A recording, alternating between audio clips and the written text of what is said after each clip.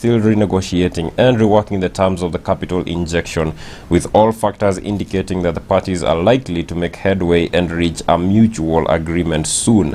That is a quote by Tuskys CEO Chadwick Okumu. There's a bit of something that I found very interesting in this story, and that is this. Equity Bank is seeking to recover a 650 million shillings loan issued to Tuskys in 2014 and plans to auction the building at the junction of Tom Mboya Street and Kenneth Matiba Road in Nairobi. 650 million shillings. Loan. That's a lot. That is a lot. And 2 billion shillings, that is the amount of money that Shield Fund was to inject into the troubled retail chain Tuskys, so long as it met some of the investors' conditions. Nearly 17 months later, Tuskys is inching closer to death. Well, it is always sad whenever such a successful business in the country is almost dying, because we put all factors into consideration. That is not only the benefit that it has to the economy, but also the number of people that it has employed who are dependent on it, and also the number of products that are coming from companies within the country that are then being sold to ordinary Kenyans at a subsidized price. So it is very, very sad. That is a story whose details are on page 10 and 11 of the Daily Nation, and you can get them there. Well, on page 7 of the Standard newspaper, we have Ruto and Kenya Kwanza allies say Raila is unsuitable. Ruto said they had tried to assist Raila to secure the presidency several times but failed. Mudavadi said that opinion polls that reported ODM leader Raila Odinga is gaining popularity in central Kenya is misleading, and that story continues to explain how Raila could be unsuitable for the country. Governor Anne Waiguru, MPs Rigathi Gachagua, among other leaders who are together with Mudavadi and Wetangula said, he said that, this is Mudavadi who said that opinion polls are misleading. The opinion polls that show that Raila is gaining popularity are misleading. And he continues to say, Mudavadi said the support Uhuru is giving Raila will come to an end before August. He said Raila will not, or rather Uhuru will not manage to handle him. Uhuru will be tired with Raila. We wonder whether he will be with the ODM leader before August. That is Wetangula adding to that statement. And whether these two will stick together up to the August polls, well, this is politics. Anything can happen, so let's wait and see. Anything can happen in the political land. That is something that has been said over and over again. And it is an opinion that is shared by most Kenyans. I mean, there are no long-term enemies or friends in the political land. And still on politics, Ruto leads Raila in new TIFA polls.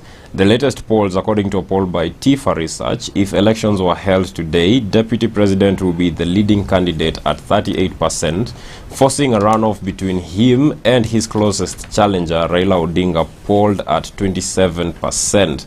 Now, a similar poll conducted in June 2021 placed Raila Odinga's rating at 8%, while the same poll conducted in June 2021 placed William Ruto's at 39%. Now, there's an interesting question. Who do you think will bring in the most additional votes for Ruto? And there is 27% goes to Musalia Mudavadi. Anne Waiguru came second with 15%, followed by Rigathi Gachagua at 11% and Kalonzo Musyoka at 8%. Then who do you think would be the best female deputy running mate for Ruto? Anne Waiguru leads with 40% and Martha Karua comes second with 16%, while Alice Wahome only has 10%. And the same thing goes to the Azimio side. Who do you think will bring in the most additional votes for Raila? Peter Kenneth has 41%. Kalonzo Musyoka came second with 18%, followed by Martha Karua with 13% and Charity Ngilu at 5%. And who do you think would be the best female deputy running mate for Raila Odinga? There is Martha Karua with 44%, Charity Ngilu with 28% and Sabina Chege with 7%. Now, if you are interested with the way the politics of the land are shaping up, you definitely want to grab a copy of the Daily Nation and head on to page 8. There are so many more details in there. Well, drifting away from politics to matters education, it is all set for KCPE and KCSE exams that are scheduled to start in 2 weeks' time, and specifically, the KCPE examinations are scheduled to be done between 7th March to 10th March, while the KCSE examinations are scheduled to start on 11th to April 1st. Well, this year, there is a total of 2,056,719 registered NEC exam. Yes, registered for NEC, and 1,225,693,000 registered to do KCPE. Well, from last year, there is an additional 78,424 candidates who have been registered for KCSE, while there is an additional of I can't find that one for KCPE, but the numbers have gone rise. Yes, it is 34,085 for KCPE compared to last year, and I feel that that is a good thing, to have more people doing KCPE and KCSE. Indeed it is. Now to a story that is rather a bit sad again on the economic hit that is happening in our country. That is the colorful past of relic Kenya Airways planes sold for a song. Now this is something that most of you saw either on the roads, that is if you're on Mombasa Road at the day that it was happening, or on social media, and that is the story of the plane fuselage that caused a huge traffic snarl up on Mombasa Road at Cabanas. Now it says that most of the 73 aircraft sold by KAA fetched below 1 million shillings. The most expensive offer from the November 2021 auction, however, was 25 million shillings. Owners of the junk planes include the Somali Air Force, Jetlink and Skyward. Let me just read a bit of it. But what are the stories of these planes and how did they find themselves here?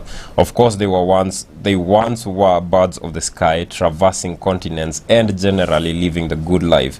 The two planes were manufactured 45 years ago and had been stored at Wilson Airport in Nairobi. They were among the oldies auctioned by the Kenya Airports Authority in November last year. Now, to hear about a plane, even a broken down one, that is selling for less than 1 million Kenya shillings is something that is shocking. Now, I do not know what the ones who bought these planes, the kind of use they put them to, but it is a sad story. Sure.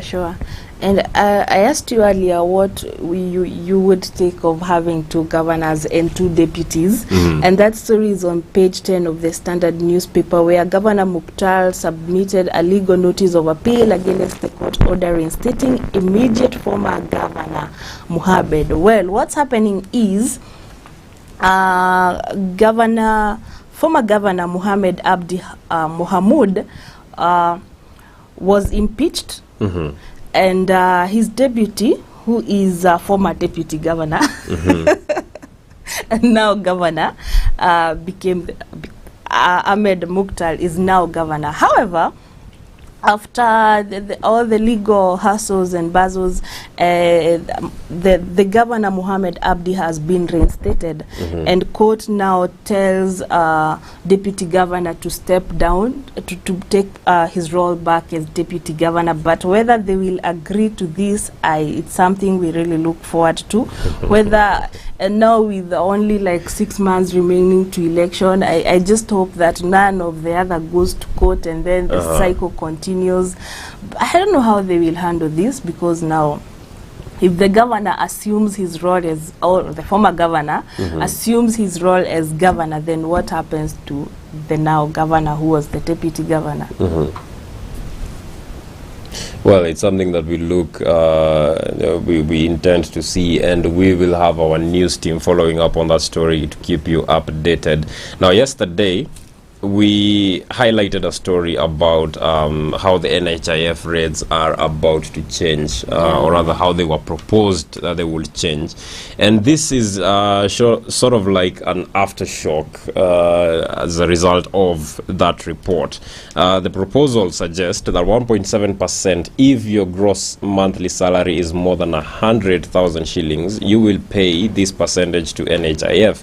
And 20,000 shillings is the amount an adult Kenyan will pay in fines if they do not show proof of NHIF cover. Now, employers reject this plan to raise NHIF rates. It says here the fresh regulations will see workers earning more than 100,000 pay 1.7% of their gross, excuse my Kikuyu tongue, 1.7% of their gross salary to the insurer. Under the current model, employees earning over 100,000 shillings pay a fixed monthly contribution of 1,700 shillings. Workers earning over 200,000 will pay double at 3,400, while the burden of those who make 500,000 will increase 5 times to 8,500. That is a story whose details are on the back page of the Daily Nation. And I believe that brings us to the end of the stories that are in the dailies. Well, we can't go before checking the cartoon. Well, I cannot say no to that. And there's an interesting one on the Standard newspaper, and there is a gentleman here sleeping, and there is a ghost written ICC ghost, and telling this gentleman, hey, don't be vague, let's go to Hague. Wow.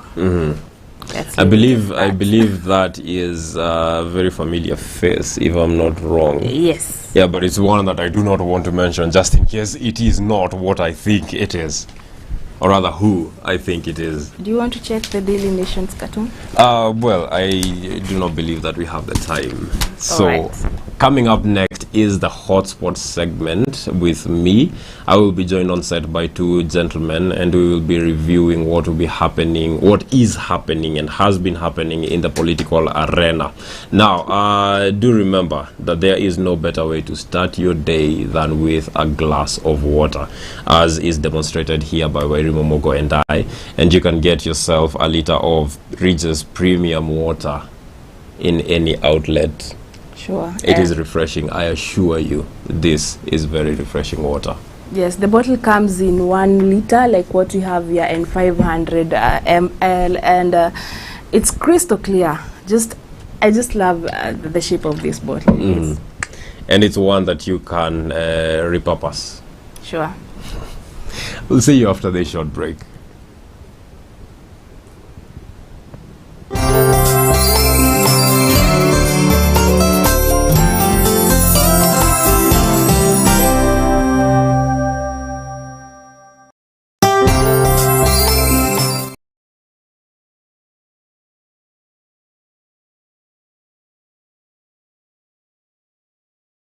Looking to unwind after a long day?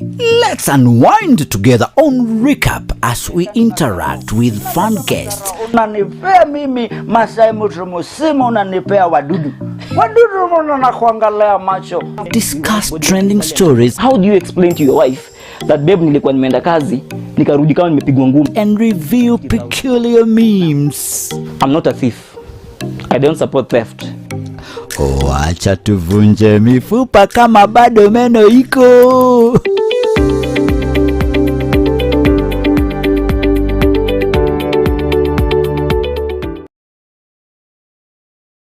Shake, shake, hey, shake, shake, hey, shake, shake, hey, shake, shake, viuno. Nakukaribisha mpenzi mtazamaji ndani ya Shake, kipindi cha muziki wa rumba ndani ya Daesak TV, the cradle of goodness, na mimi Mama Afrika Elombe Kumwasi. Hey, mambo yako sawa, na tunakuletea rumba. Tutakuwa tunakuletea rumba asili, rumba ya injili. Tutakuwa tunakuchezea sukus, tutakuchezea mutwas, pia chacho mtazamaji.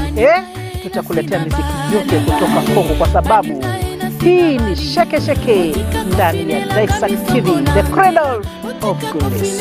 Kila siku ya Jumapili saa 8 hadi saa 10, mtazamaji. Welcome to the biggest, baddest, newest show gracing your screens. I'm Justin, but you can call me Justo. My name is DJ Case Kenya. I am Miss Nara, and this is the D Corner. Every Monday to Friday from 5 to 7 p.m, get ready to experience a new kind of programming. We bring you an action-packed, rib-cracking show. We keep you up to date with all your local and international celebrities on Catch Up. Sit back and relax as DJ Case Kenya plays all your favorite hits from across the globe. We care about your well-being, so we'll discuss all matters lifestyle, from nutrition to health and fitness, from business to education. There is something for everyone. Get to know more about your favorite celebrities as we talk to them one-on-one. Join us on Real Talk, where we tackle real issues facing the youth with lots of laughs along the way. Only on Daesak TV, the cradle of goodness. You've got to love it.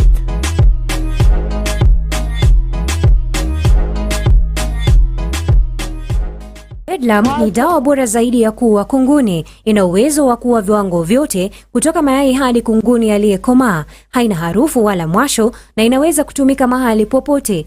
Bedlam imeidhinishwa na shirika la afya duniani WHO. Ipate kwa Agrovet karibu nawe. Kwa maelezo zaidi tumia nambari zifuatazo. Angamiza kunguni na Bedlam kutoka Kenagro. This is Cascade Institute of Hospitality, an institute with a difference, teaching with a purpose to produce young men and women of distinction.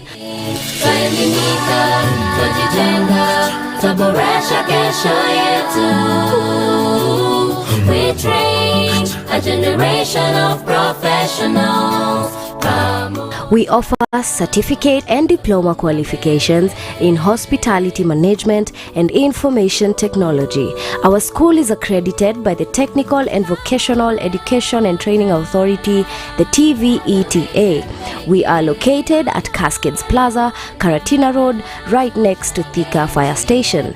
Talk to us today on 0703 777 888. That's 0703 777 888.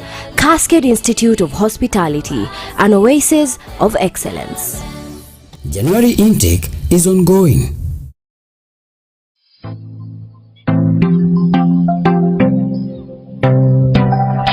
Do you desire to turn your house into a home? At Pinto Furnishings, we offer exquisite interior design solutions. Contact us for curtains, shears and curtain rods, wall stickers, wallpapers and wall hangings, beddings, mats, lights, live and artificial decorative plants, and many more. We also offer interior design classes at affordable prices. For more information, call 0710 606312, 0710 606312. Choose elegance, choose Pinto.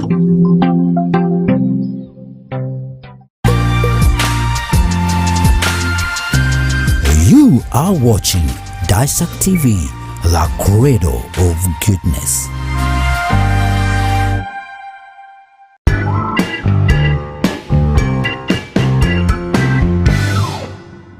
Sasa ninakwambia hii kazi ni ya wanaume. Twende nyumbani. Hapana mami, nataka kujua kuendesha. Wewe wachana na Gasheri. Sasa unauliza Gasheri nini? Nakwambia makosa hii kazi ni ya wanaume.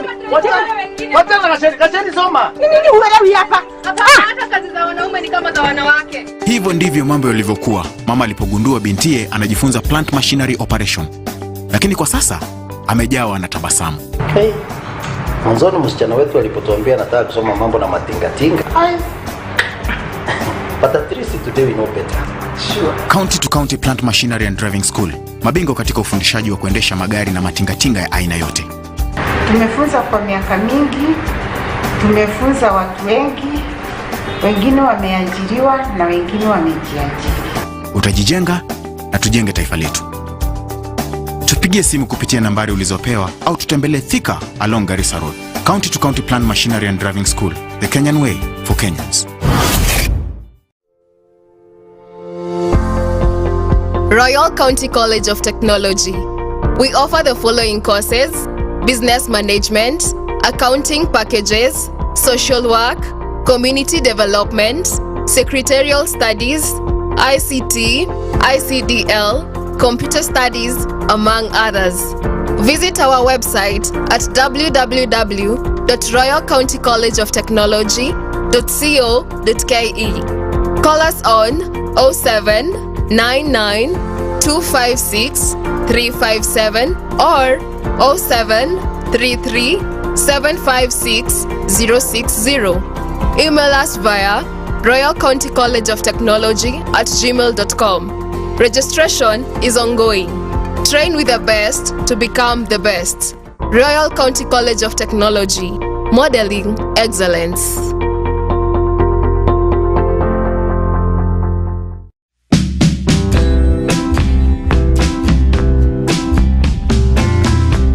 So welcome to Junction View Estate. This is a project that is 100 meters off Moya Makutano Road.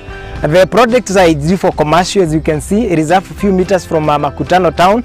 The plots have already title deeds. Again, the red soil is red soil. The size is 50 by 100, and the plots are only going, get this, they are only going for 1.2 million shillings. And I've just told you the plots have already title deeds, so all you need is to come see, identify your plot, and then you proceed and transfer the title into your team. When you talk of deposit, come with as little as 50,000 Kenya shillings. You can make a deposit and acquire and own a plot with us. Thank you so much. You can also reach us on this number 0700 048 048. You can also get to our office, Makutano office, just next to Fortune Circle. We also have another office at Keno Town. That's just adjusted opposite KCB as you head to Moranga Town. That's a few meters from County Supermarket as you head to Moranga. At Wickred Property Company Limited, we partner with you in actualizing your dreams of owning a plot or a property for a better future. Thank you and welcome.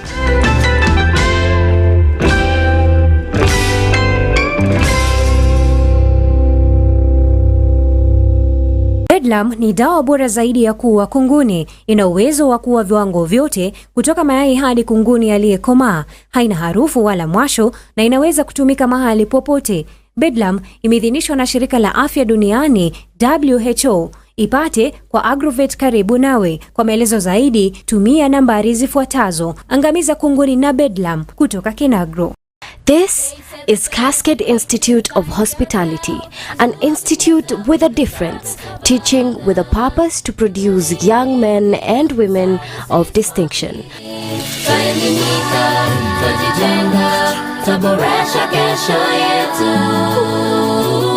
We train a generation of professionals. We offer certificate and diploma qualifications in hospitality management and information technology.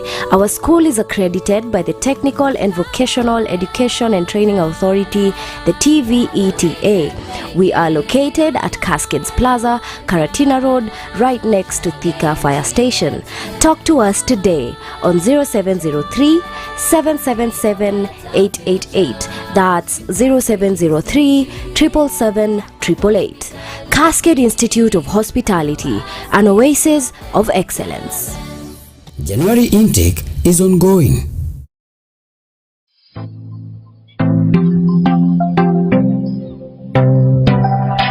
Do you desire to turn your house into a home?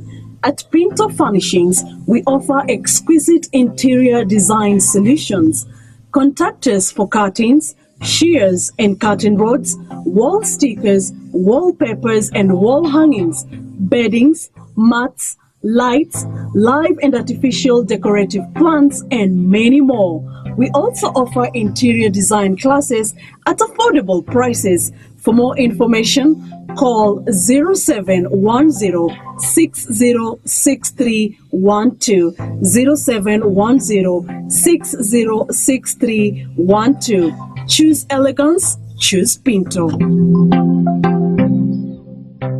Track a sense of who we are as a society, as an individual, or as a nation. Whereas art influences society by changing opinions, instilling values, and translating experience across time and space. Art transforms the world. Join me, Boni Gaidori, as I bring to you the craft in art and culture. Only at Daesak TV, the credo of goodness.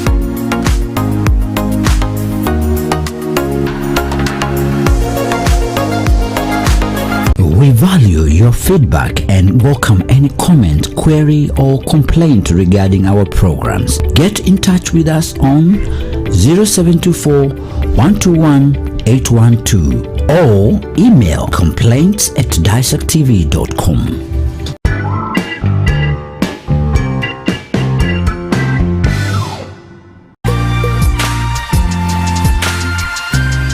You are watching Daesak TV, the credo of goodness.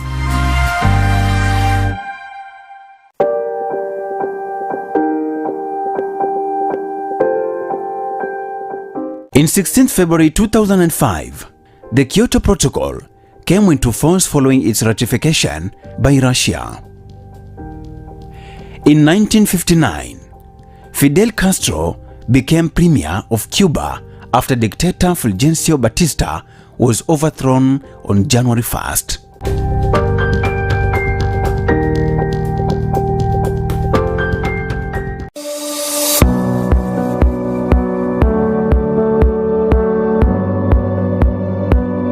Did you know that there is a natural site on Earth where carbonate mineral left by spring waters made beautiful thermal springs? Pamukkale is a natural site in Denizli province in southwestern Turkey. The name Pamukkale means cotton castle in Turkish, and it came to be when the ancient Greek city of Hierapolis was built on top of Travertine Formation. The formation, which was 2,700 meters long and 600 meters wide, has thermal springs made of snow-white limestone that was shaped long time ago. Ripping slowly down the mountainside, mineral-rich waters collect in and cascade down the mineral terraces into pools below. Legends has it that the formation are solidified cotton that giant left out to dry. Stay in the know with Daesak TV.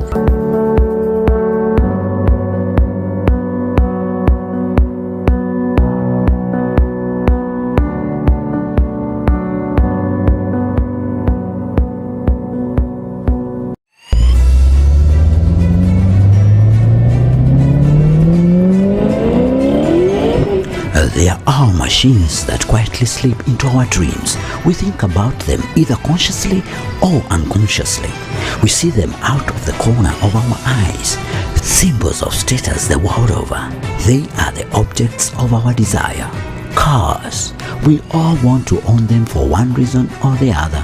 Here on Accelerate, we give you as many details as you could possibly need to make an informed decision on the cars available to you. We look at the seemingly ugly, the drop-dead gorgeous buju, the brand new, the striking classics, and so much more. Join Calvin Mongai on Accelerate every Saturday from 6 p.m. to 7 p.m. only on Daesak TV, the credo of goodness. Do you believe in love at first sight? Two different people, two different lives. Jack, a hero pilot, he has everything he has ever wanted, but with a past he'd rather forget. On the other hand, Olivia is a teacher, kind, loving, but not in a time. Two strangers cross paths. Unknown to them, their lives are just about to change. He's looking for his dad. Oh, you came to the wrong place.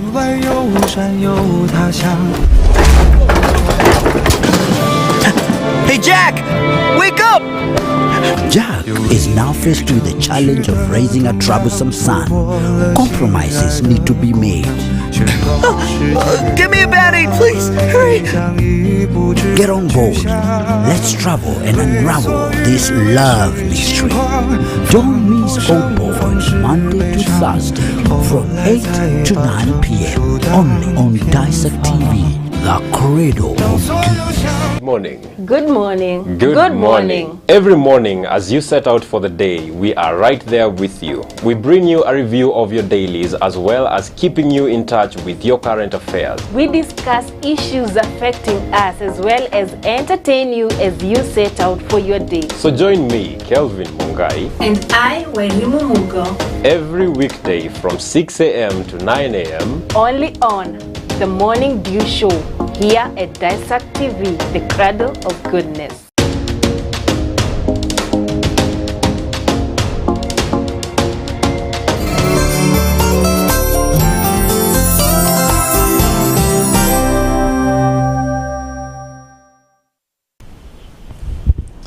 Welcome back to the Morning Dew. This is the Hotspots segment with me, Kelvin Mungai. And as I promised you earlier on, I will be joined on set by two guests. I do not know how the conversation today is going to set up because already off air, these two gentlemen are disagreeing. But before we get into what we have lined up ahead for you, let us get to know them. So kindly, let's start with you, sir. Oh, thank you. My name is Brian Goa, or sometimes people call me Delande Kenya. I am Raila Odinga's soldier, number one, or biological supporter, and I really like the Kenyan politics, how they are moving, and I'm very much appreciating your concern for giving us the chance to be here today, and I think we're going to enjoy. Indeed, indeed. It is a conversation that I look forward to getting started on. You, sir. Okay. I want to thank you very much for giving us this opportunity. My name is Brian Kibreting Limo. Also, as I'm here with you today, I'm an aspirant member of Parliament, Mosab constituency, Nade County, 2022. I'm a diehard. I was a former supporter of United Democratic Alliance, but right now I've just shifted into Kenya Kwanza, where I'm really interested because I need, in politics is about interest, and that's why I'm supporting a party that I know it got everything to deliver for this country. Thank you. Is it really a shift if you were in UDA and then now you are in Kenya Kwanza? Are they kind of sort of not one in the other? Okay, Kenya Kwanza. What we understand or what we know is that UDA was formed before Kenya Kwanza, and I think when I talk about shifting, I totally don't mean that I have shifted from UDA. It's only a coalition that we have come together, the coalition that have come together in forming this alliance, because we know Kenya Kwanza is made up of about 3 parties, that is Ford Kenya and UDA and ANC. So when I say I'm a supporter of Kenya Kwanza, it's because of a coalition. And you know, in this politics, before you achieve your dreams of being in that presidential ballot, or be after the ballot of the results, you need to form a coalition so that you can win the election.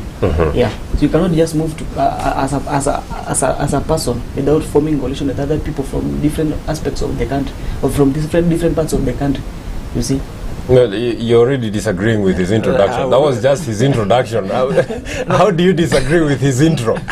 Just disagree with his introduction just because when he says that UDA, a coalition, you know, I remember some time back when the Hustler was saying that, you know, chama ingine kidogo, we cannot form coalitions with them. Now all of a sudden, you know, wakati ameona ameanza kupigwa, now he's forming coalition. He's saying, hapa Hustler nimeanza kuumia. You know, he has already known he's losing. Now he's just balancing. No, the other day I was just following some live events of maybe Moses Kuria, how he was saying that he doesn't know how they moved from Hustler Nation to Kenya Kwanza. Now even me, I just wonder, what is this Kenya Kwanza? That is Kenya Kwisha. But you have not said, even Moses Kuria said that he never knew that there was a coalition formed by the name Azimio la Umoja. Yeah.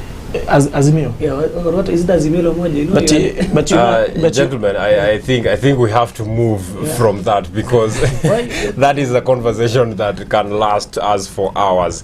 And let us talk instead about this. Kalonzo Musyoka yesterday confirmed that they have been in talks with Azimio, and specifically President Uhuru Kenyatta. If they come to an agreement and One Kenya Alliance joins Azimio, will that signal an end for the deputy president and Kenya Kwanza? You know, as things stand by now, we have two, maybe we can say partners. Maybe let us say partners. Partner number one, we have Jubilee, Wiper, DAP, Kenya, whatever, all those parties. And the partner number two is ODM and Raila Odinga. And the other ones, Jubilee, DAP, as I've said, those are another our partners in Azimio. So, you know, Kalonzo, as things stand, is the kingmaker. As things stand. We have the, you know, we in Azimio, we have got the governors from Makueni, Kitui, and the Machakos who were beating the drums for Azimio. You know, this week you have seen it has been a very busy week for Azimio events in Machakos, Makueni, and whatever. They are also there today, yes. But now again, you know, Kalonzo, we cannot disagree with that he has those the weight to make a kingmaker. So we must have Kalonzo on board. And when he said he's going through Uhuru Kenyatta, you know, he cannot say that he's having talks with Raila Odinga directly. You know, that's why I've told you we have partners. We have two partners. One, there's Jubilee, so he must use a route through Jubilee to get to with ODM in partner two in Azimio. And you say if you listen to Kalonzo yesterday, I was saying that there is a kamama kanamshika mguu trying to buruta him to Azimio. Azimio, yes. And it was also illustrated in a cartoon in one of the dailies yesterday. Yes. So that's what I'm saying. Kalonzo, you know, where his heart is, if you will have moved to the Kenya Kwisha Alliance, he will have done it a long time ago. When I talk about Kenya Kwisha, this is not Kenya Kwanza. You know, you are mistaking your words, my friend. Well, okay, but let me tell you something. I think about the notion that Kalonzo is moving towards Azimio. In fact, Kalonzo is a frustrated person. In this country, we know Kalonzo. We know who Kalonzo is. Okay, some people once a time call him Watermelon. And let me tell you, because you have said that the president summoned Kalonzo maybe to meet him in person so that they can talk on how he can join the Azimio. Let me tell you something. Kalonzo got 2+ million votes. It's indeed so. But for we, the people of Kenya Kwanza, we got our chairman. He's from Ukambani, and we know that he still got votes.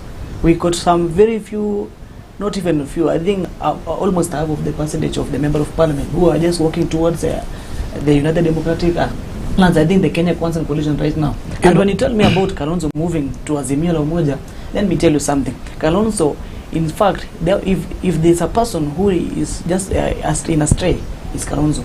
Maybe you never know what he has just chosen in his mind. Maybe right now you just want to go and listen to what the president is telling him, because the president, maybe he has some impact when it comes to giving a move on who to support for this presidential bid. I mean, I think we know that he's supporting Raila Amolo Odinga. Your candidate. You had cut me short from my conversation. But then still, the question remains unanswered. Do you believe that when he moves to Azimio, that will signal the end of the deputy president?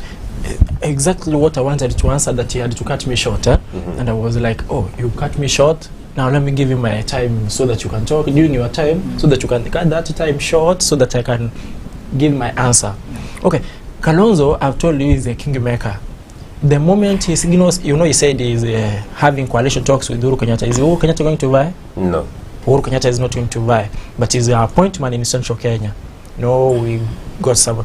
And if you see, Kalonzo, they're working with Mother Karua, and they're also working, you know, last time they chased away Wanjigi because, Wanjigi sometimes so I guess Kalonzo, Mother Karua, and Gideon Moi, those are our people.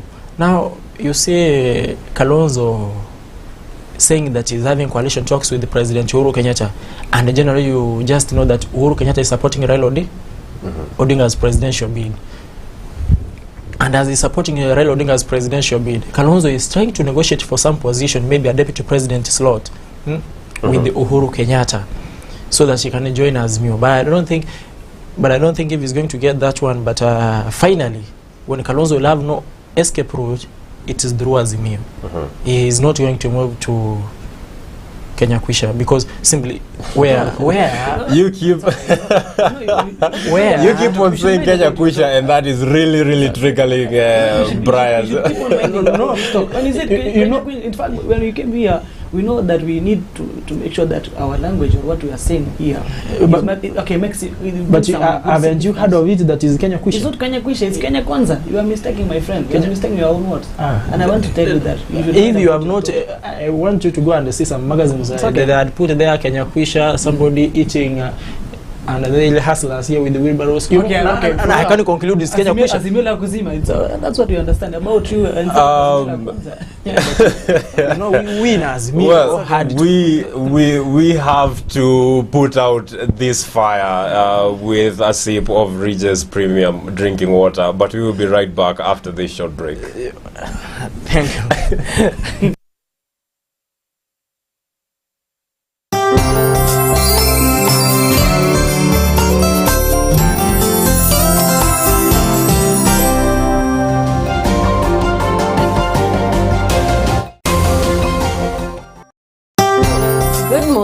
Good morning. Every morning, as you set out for the day, we are right there with you. We bring you a review of your dailies as well as keeping you in touch with your current affairs. We discuss issues affecting us as well as entertain you as you set out for your day. So join me, Kelvin Mungai, and I, Wairimu Mugo, every weekday from 6 a.m. to 9 a.m. only on The Morning Dew Show here at Daesak TV, the cradle of goodness.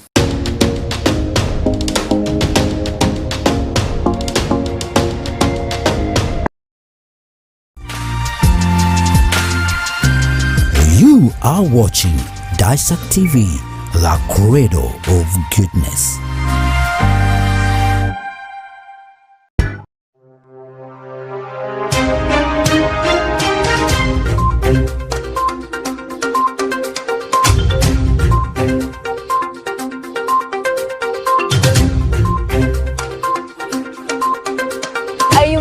Out on important information, worry no more. Here at the Daesak News Desk, we bring you up to speed with authoritative, unbiased and factual news as it happens. Our team goes into the heart of the story and brings it to you with professionalism, credibility, balance and realness. I am Boni Gaidori, and this is the Daesak News Desk. I am Wanjiko Njoroge, and this is the Daesak News Desk. I am Judy Chalo, and this is the Daesak News Desk. I am Halima Omar, and this is the Daesak News Desk. I am Wairimu Mugo, and this is the Daesak News Desk.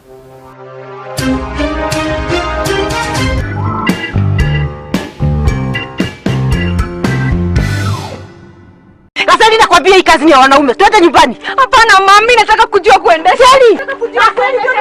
Wewe wachana na Gasheri. Sasa unauliza Gasheri nini? Nakwambia makosa hii kazi ni ya wanaume. Wachana na Gasheri. Gasheri soma. Nini huelewi hapa? Hata kazi za wanaume ni kama za wanawake. Hivyo ndivyo mambo yalivyokuwa mama alipogundua bintiye anajifunza plant machinery operation. Lakini kwa sasa amejawa na tabasamu. Hey. Mwanzoni msichana wetu alipotuambia anataka kusoma mambo na matingatinga. But at least today we know better. Sure. County to County Plant Machinery and Driving School. Mabingwa katika ufundishaji wa kuendesha magari na matingatinga ya aina yote. Tumefunza kwa miaka mingi, tumefunza watu wengi, wengine wameajiriwa na wengine wamejiajiri. Utajijenga na tujenge taifa letu. Tupigie simu kupitia nambari ulizopewa au tutembelee Thika along Garissa Road. County to County Plant Machinery and Driving School, the Kenyan way for Kenyans. Royal County College of Technology. We offer the following courses: business management, accounting packages, social work, community development, secretarial studies, ICT, ICDL, computer studies, among others. Visit our website at www.royalcountycollegeoftechnology.co.ke. Call us on 0799 256 357 or 33 756 060. Email us via royalcountycollegeoftechnology@gmail.com. Registration is ongoing. Train with the best to become the best. Royal County College of Technology, modeling excellence. Morning. Good morning. Good morning. Every morning, as you set out for the day, we are right there with you. We bring you a review of your dailies as well as keeping you in touch with your current affairs. We discuss issues affecting us as well as entertain you as you set out for your day. So join me, Kelvin Mungai, And I, Wairimu Mugo, every weekday from 6 a.m. to 9 a.m. only on The Morning Dew Show here at Daesak TV, the cradle of goodness.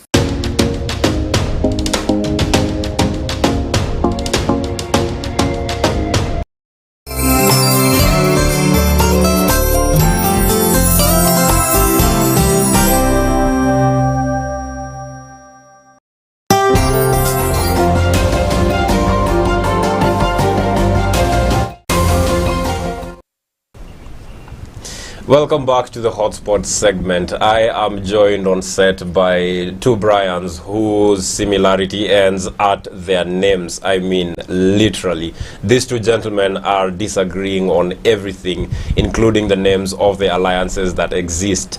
And now, before we continue, I just want to remind you that we are live on YouTube, we are live on Facebook, and you can leave your feedback on either one of those two platforms or send it to us on 23595. You can also watch us on daesaktv.com or on Signet. So tell a friend to tell a friend who tells a friend that they should be part of this conversation. Gentlemen, before we went on break, Kenya Kwanza had become Kenya Kwisha, and Limo seemed to be ticked by that. So Brian, the stage is yours. Okay, we are not talking about Kenya Kwisha, we are talking about Kenya Kwanza. But you know, the big problem with this that you are trying to frustrate my party. I mean, the party where I am. When you talk about Kenya Kwanza or Kenya Kwisha, what do you understand by saying Kenya Kwisha? Is it Kenya Kwisha, and yet we have assembled or we have moved across the most parts of this country seeking and hunting for votes from these people? And these people do understand that we are hunting for the votes and we are seeking them to give us their votes because we need to come in favor of them. But for you, the people, I think some of your people from your party, they are always dragon. That's why you are like the people of Azimio ya Kusima. In fact, some people from your side, they don't have any logistics on what they can lay on the platform. They are trying to tell us that we are Azimio Umoja. Azimio Umoja, I disagree with that. Because when, you have come together, but you lack ideas on what you can tabulate so that you can make sure that this country move forward. When we talk about the politics, when we talk about the Kenya Kwanza, it's our time, we the people of the Republic of Kenya, to showcase to the outside world, even to other people, that everybody deserves to be given this position of the presidency. And that's why, when you are telling me that Deputy President William Ruto in 2013, where was he that he could not give or deliver wheelbarrows? 2013 is another year. And 2022 is a different year. That's what. Okay, we are within we are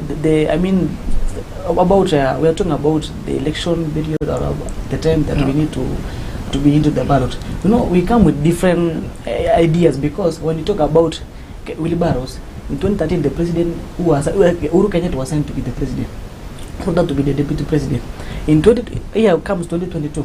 It means that the person who is hired for the most high office in the republic, in the country, is a person who comes from a known family in this country. The people who are just from what I want to tell you is that we need to show these people that even a person, when my friend Limo says that a person who comes from a known family, who knows the father of Mwai Kibaki?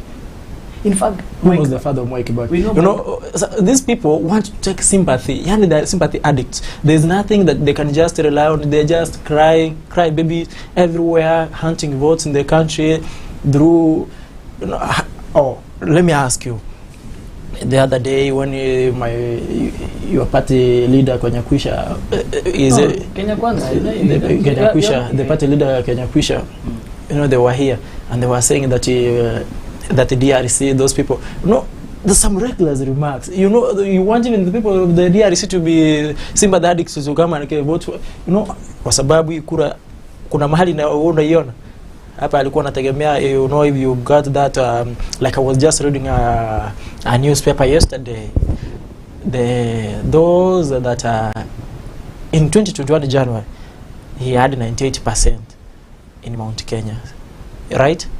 The 98% total votes that he could garner as Uhuru Kenyatta did in 2013 and 2017, I guess. So, but as at now, where is he?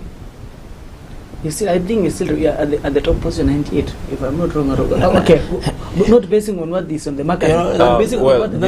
Before we delve into the polls that are done by Tifa, I think they paint a more conclusive picture of what there is on the ground right now. Yes. Bonalimo, yes. Do you believe that if Kalonzo Musyoka joins Azimio, that it would be the end of the deputy president and Kenya Kwanza? Okay, that's a good question. But let me tell you something.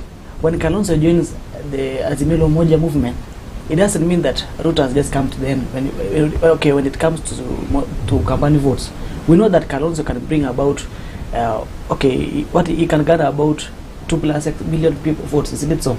Ruto here, as I told you earlier, that our chairman, Johnson Muthama, is from Ukambani, and most of the governors, they're working with Azimio Umoja.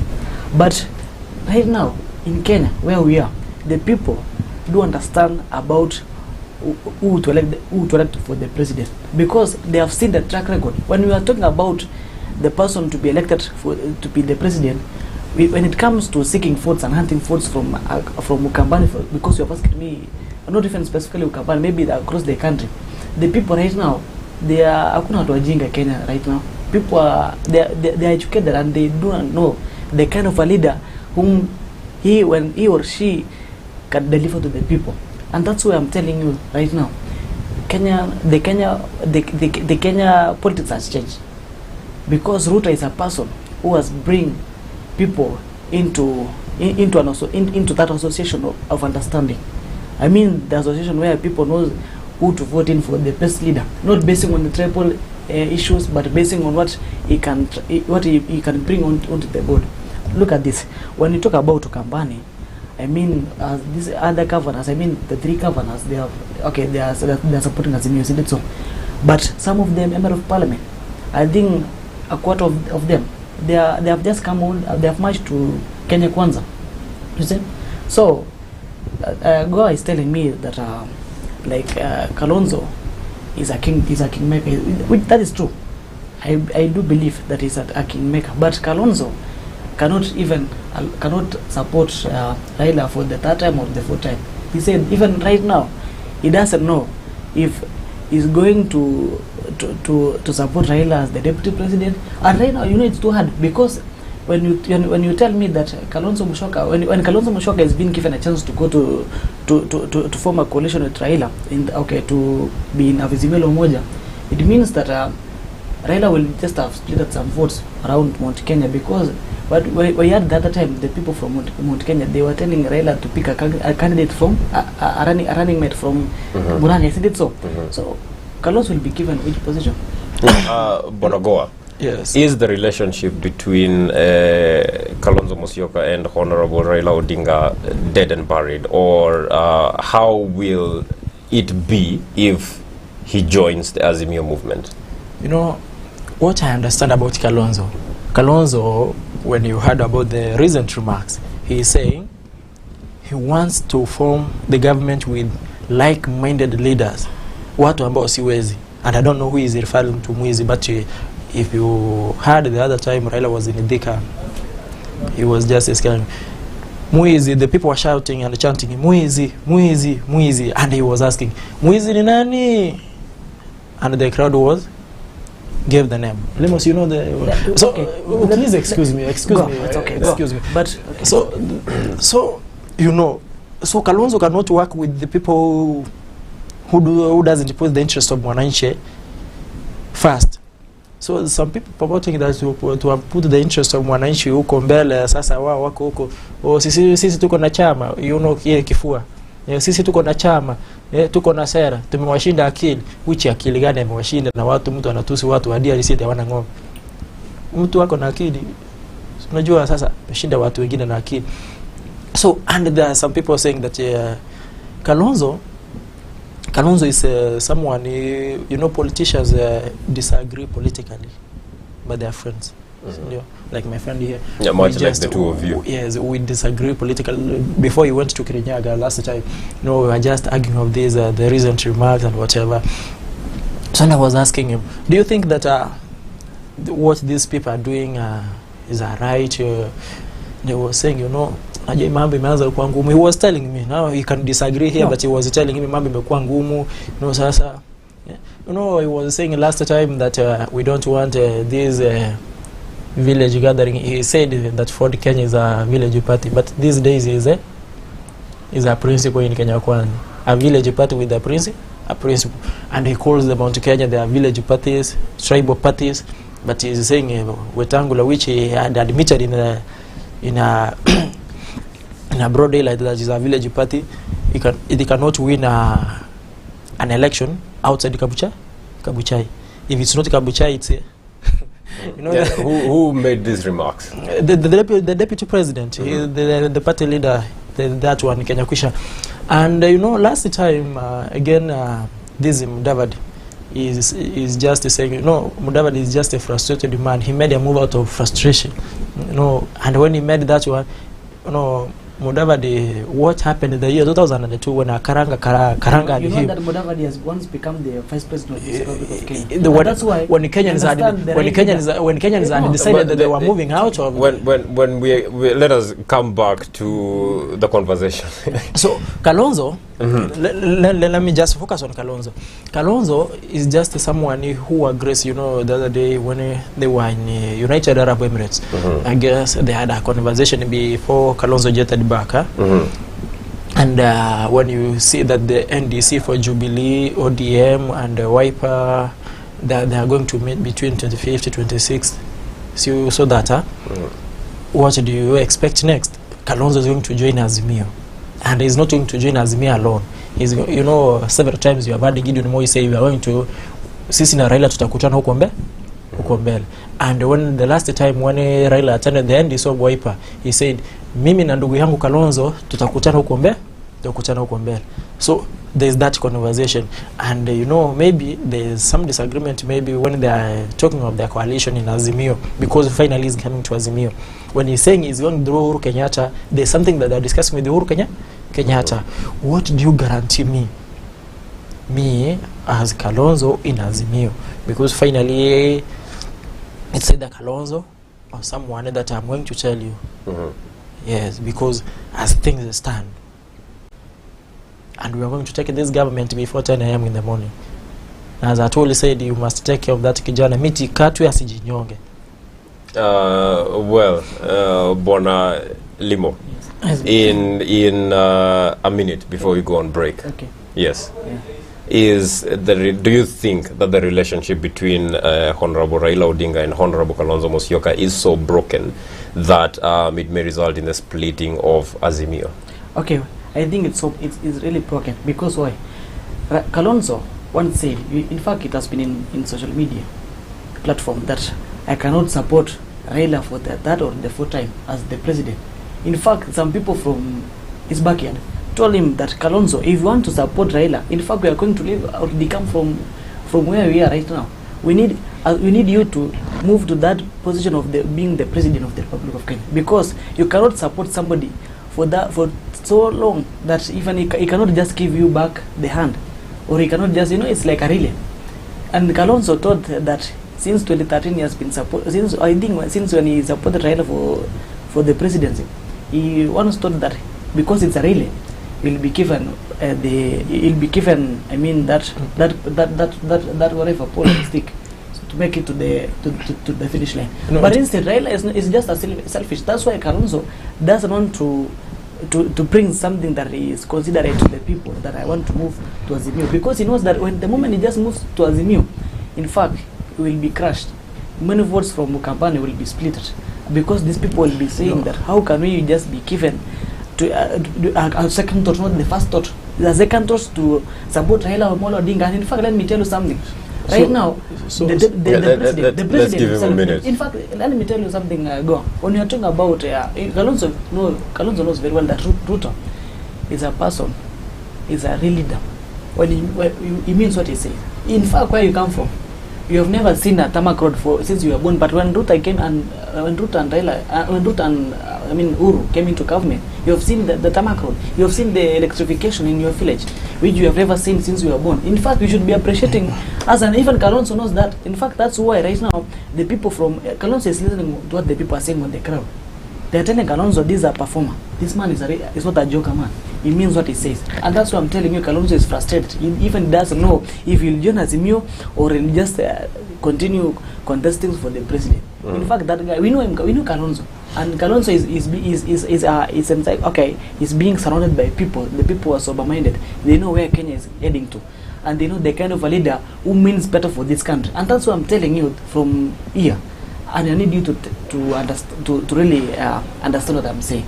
Kalonzo, if you join Azimio, it's only because the time he joined Azimio is when he has been pressured by some people from the deep state to join Azimio. Now, there are some statistics that have been done by Tifa, and we'll be looking at them when we come back from the short break, and they do revolve around Kalonzo Musyoka and the two alliances. Stay tuned, please.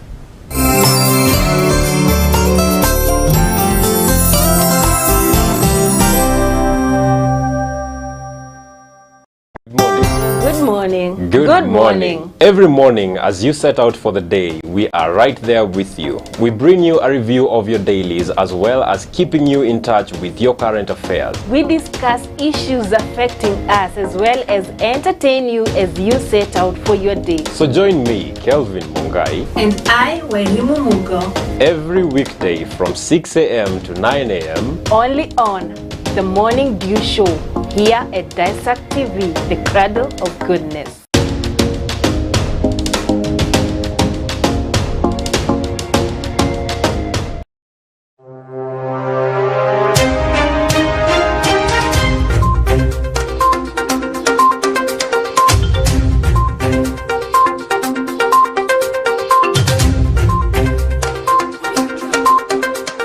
Mtazamaji, huu ni ukurasa mpya.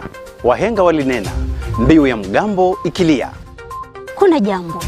Kweli kuna jambo. Kwa habari kemkem na za kuaminika, Kwa matukio mbalimbali hapa nchini, ulimwenguni na za spoti pia. Ungana nami Edmond Mwadime, pamoja nami Faith Nzai, nami Joseph Ngeti. Huu ni mwanzo mpya. Kumbuka, Jimbi atawika jimbi, awikapo atawika. Jimbi atawika jimbi, awikapo atawika. Jimbi atawika jimbi, awikapo atawika.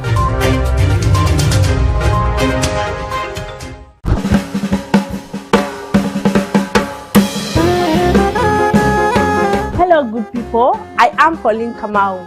I have an eye and an ear for talent. I come to your hood and sniff out those talents, as raw as it may be. So kama uko na talanta, endelea kuivisha mpaka mimi mwenyewe niise. So mkipawaro.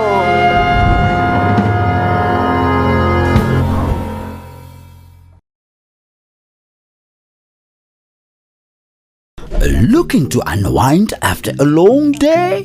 Let's unwind together on Recap as we interact with fun guests. Unanipea mimi Masai Mutrumusimu, unanipea wadudu na kuangalia macho. Discuss trending stories. How do you explain to your wife that babe, nilikuwa nimeenda kazi nikarudi kama nimepigwa ngumi? And review peculiar memes. I'm not a thief. I don't support theft. Oh, acha tuvunje mifupa kama bado meno iko.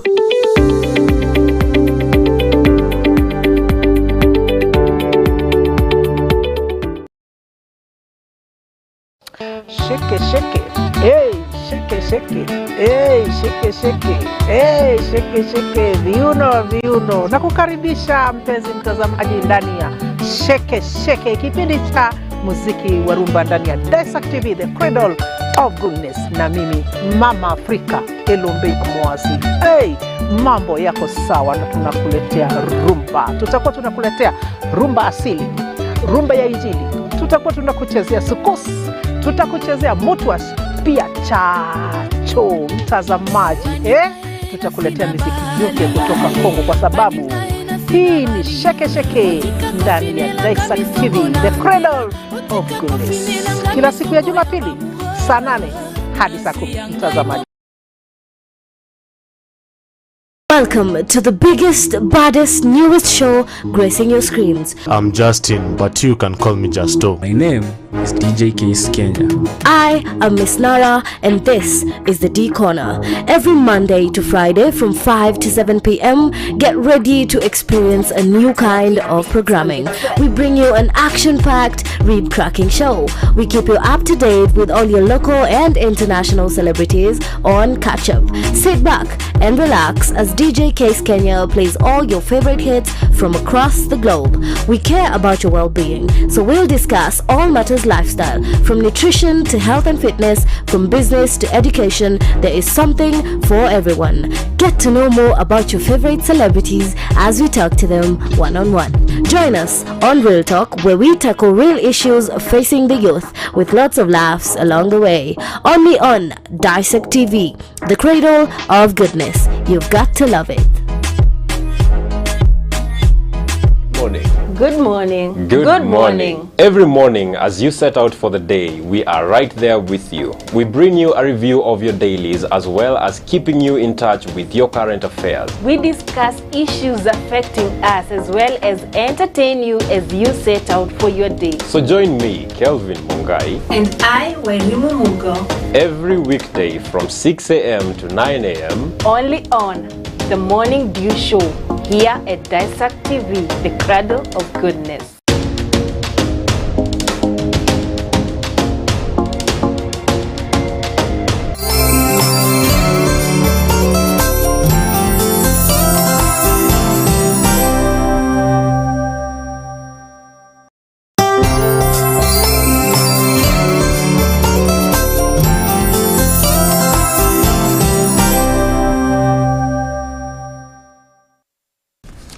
Hello and welcome back to the hotspot happening right here on Daesak TV. In case you are just joining us, my name is Kelvin Mungai. I am joined on set by two Brians who disagree on everything other than their first names. Remember that you can watch us live on Signet or on DaesakTV.com or on YouTube at Daesak TV or on Facebook at Daesak TV, and you can leave us your feedback on any one of those platforms or send us an SMS message on 23595 or a WhatsApp message to the number running on your screen. Now, gentlemen, before we went on break, we were talking about Kalonzo and what will happen if he joins either camp. Now, there is a poll that was done by Tifa, and this is what it shows. Who do you think will bring the most additional votes for Ruto? Kalonzo Musyoka had 8%. And the same question on the other side, who do you think will bring the most additional votes for Raila? Kalonzo Musyoka has 18%. Why do you think this is so? This is because, the Kamba Nation people just love, even let us not say of the Kamba Nation. Raila Odinga is a politician you cannot afford to hate, even if you support William Ruto. Just that one, I guess, when you ask Limo, we will tell you later in the conversation. Raila Odinga is a politician you cannot just hate. Raila is loved, just unconditional love. He is a politician just that even the Kamba people who have said that they are going to give him 18%, and to the Kenya Kwisha side is going to take their 8%. So Kalonzo will just see, nikipeleka kura yangu hapa tutatengeneza serikali na nitakuwa na kitu ya kupata. See, we said that the Kenyan politics is all about interest. Even politics worldwide is about interest. So Kalonzo knows what you'll get at this Azimio la Umoja government, unlike in the Kenya Kwisha government, because these people in the Kenya Kwisha, they have just aligned. These days there are 3 principles, but where that one person calls that he is Mount Kenya Kingpin, and the person who calls themselves the Kingpin of Mount Kenya. So Kalonzo will just look at that that informations and we'll see there is Wetangula, there is Mudavadi, and they will just consider how many votes does Mudavadi has, and he's given a higher chance. Maybe if he's gonna join the Kenya Kwisha Alliance, which is a guarantee sometimes because it's about interest. If he's promised a deputy president slot, he will join. He will consider Azimio deputy president, Kenya Kwisha deputy president. Where do I join? Where do those people have numbers, which will make Mudavadi frustrated and walk away. As at now, because I know 101%, Mudavadi will never be deputize William Ruto. Even if the TIFA was showing that he is the preferred deputy president, he will never be the deputy president. He will just come third or whatever, you promise the premier whatever. Sasa wao ndio watakuwa wanangangana kubadilisha katiba ili wapate nafasi wanaweka Mudavadi, kwa sababu yeye sasa hivi hakuna ana chake, because the western people have just rallied behind Raila Odinga for a long time, and they are assured that if Mudavadi, maybe what will impact Raila not to get the western vote block, because even if he is given a deputy president slot, he might not get a block to William Ruto. That's when you're in agreement. Like, look at the people of Busia. Those Busia people are more ODM than Ikondele, like Kisumu. The people of Busia, they just love Raila Odinga and condition. Well, let us not make any statements that may polarize the nation. Those are how people of UD are reckless. Okay, they make just reckless remarks, from their leader. They just follow the sweat how it was. So yes, Kalonzo will just join Azimio, and I guess he's going to deliver that 18%, because as things stand, if you are a kingpin, you are a kingpin. Even all people doesn't follow you, but the majority people follow you. So Kenyan politics cannot do away with the tribal parties, which say that tribal parties, you must do Kenyan politics from the tribal makings, so that you can form a government. So you see 2013 and 2017, the Kikuyu and the Kalenjin. Na hii kiti mimi naona around hii itazunguka, haiwezi rudi. Na ikienda lazima hii serikali iende Nyanza ndio irudi ishughulikie watu hapa Nairobi. Well, what do you think that there is a very big difference between the amount of impact that Honorable Kalonzo Musyoka will have in Azimio as compared to the one he will have in Kenya Kwanza? Kevin, okay, you said it's 18%. When Kalonzo joined Azimio, he'll gain at about 18%, than 7% the Kenya Kwanza. Is it so? Let me tell you something. When it comes to the percentage that Kalonzo is going to come out along with to Azimio, it's about that 18%. Why is it that the number is high? I mean, the percentage is more high than that of Kenya Kwanza. It's because in the mindset of the people, they have been seeing Kalonzo supporting Raila for a very long time, and they have been marching together, and that's why they have given him high percentage than compared to Kenya Kwanza working with William Ruto, because these are the people have never seen Kalonzo working with William Ruto. And if Kalonzo just joins Kenya Kwanza, in fact the percentage will shift from 7%. In fact, it might shock you to listen or to hear that he has brought about 20% and 18%, which is right now gazetted there. You know why? Kalonzo and Raila Odinga, they are matching. William Samuel Ruto, according to the mindset of the people, Ruto and Kalonzo are not matching. But what if they come together? It will shock many Kenyans. Which is a possibility. Possibility, okay. Everything is possible in politics, and that's why that person is frustrated. He can make any move that will just give us that. It will give us that frustration also, and that's why I'm telling you, like the earthquake.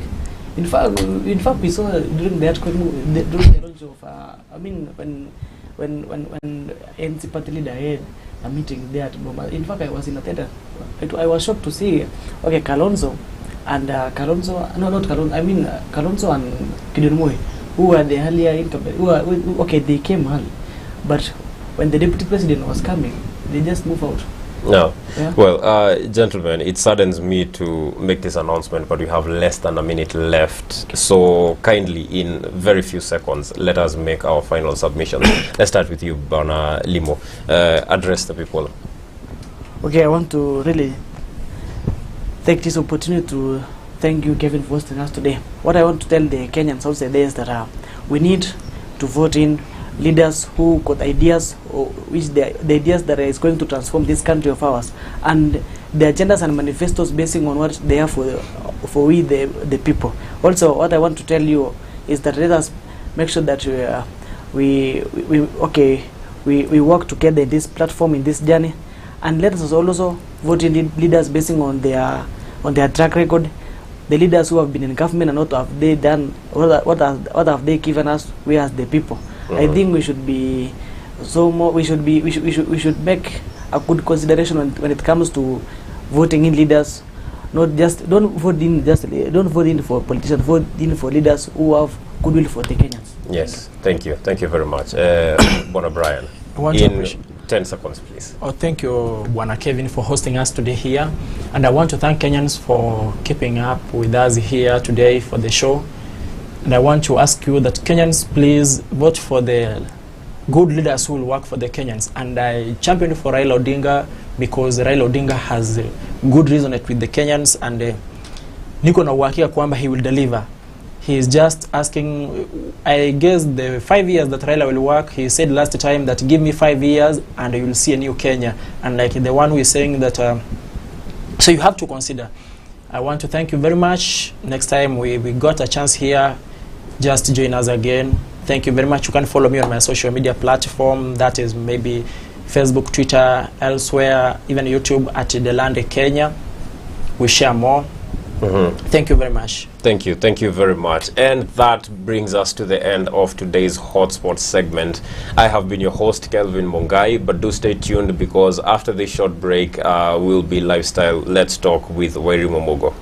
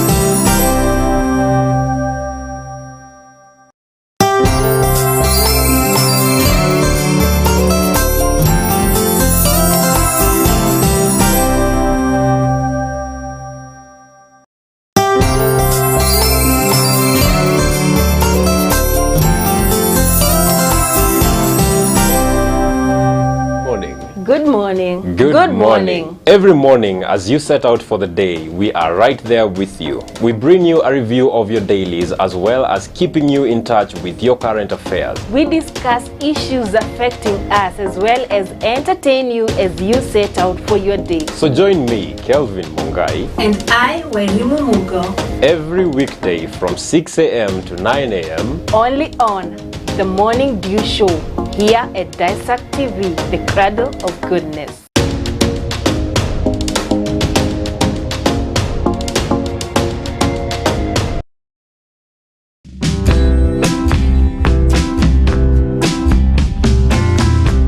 So welcome to Junction View Estate. This is a project that is 100 meters off Moya Makutano Road. The project is due for commercial, as you can see. It is a few meters from Makutano town. The plots have already title deeds. Again, the red soil is red soil. The size is 50 by 100. And the plots are only going, get this, they are only going for 1.2 million shillings. And I've just told you, the plots have already titled this, so all you need is to come, see, identify your plot, and then you proceed and transfer the title into your team. When you talk of deposit, come with as little as 50,000 Kenya shillings. You can make a deposit and acquire and own a plot with us. Thank you so much. You can also reach us on this number 0700 048 048. You can also get to our office, Makutano office, just next to Fortune Circle. We also have another office at Keno Town, that's just right opposite KCB as you head to Moranga Town. That's a few meters from County Supermarket as you head to Moranga. At Wickrad Property Company Limited, we partner with you in actualizing your dreams of owning a plot or a property for a better future. Thank you and welcome.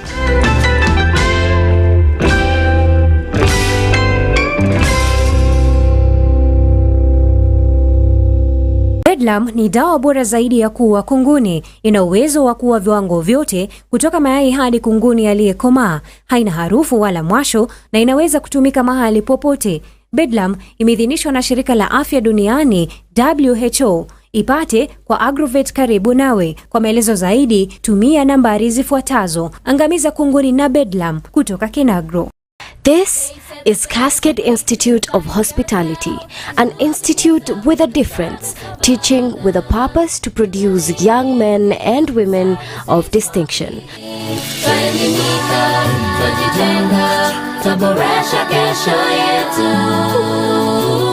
We train a generation of professionals.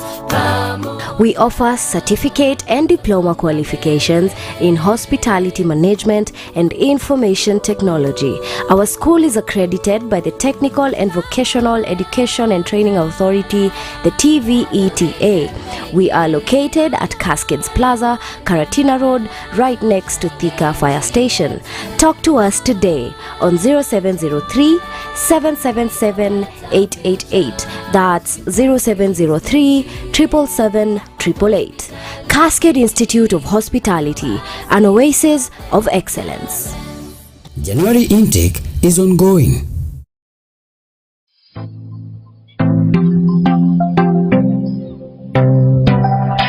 Do you desire to turn your house into a home? At Pinto Furnishings, we offer exquisite interior design solutions.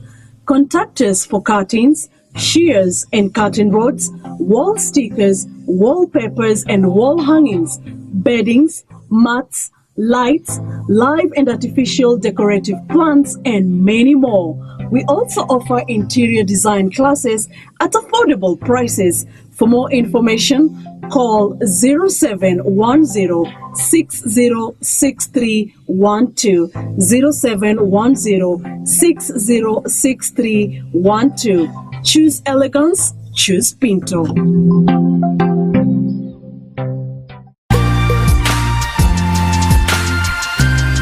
You are watching Daesak TV, the cradle of goodness.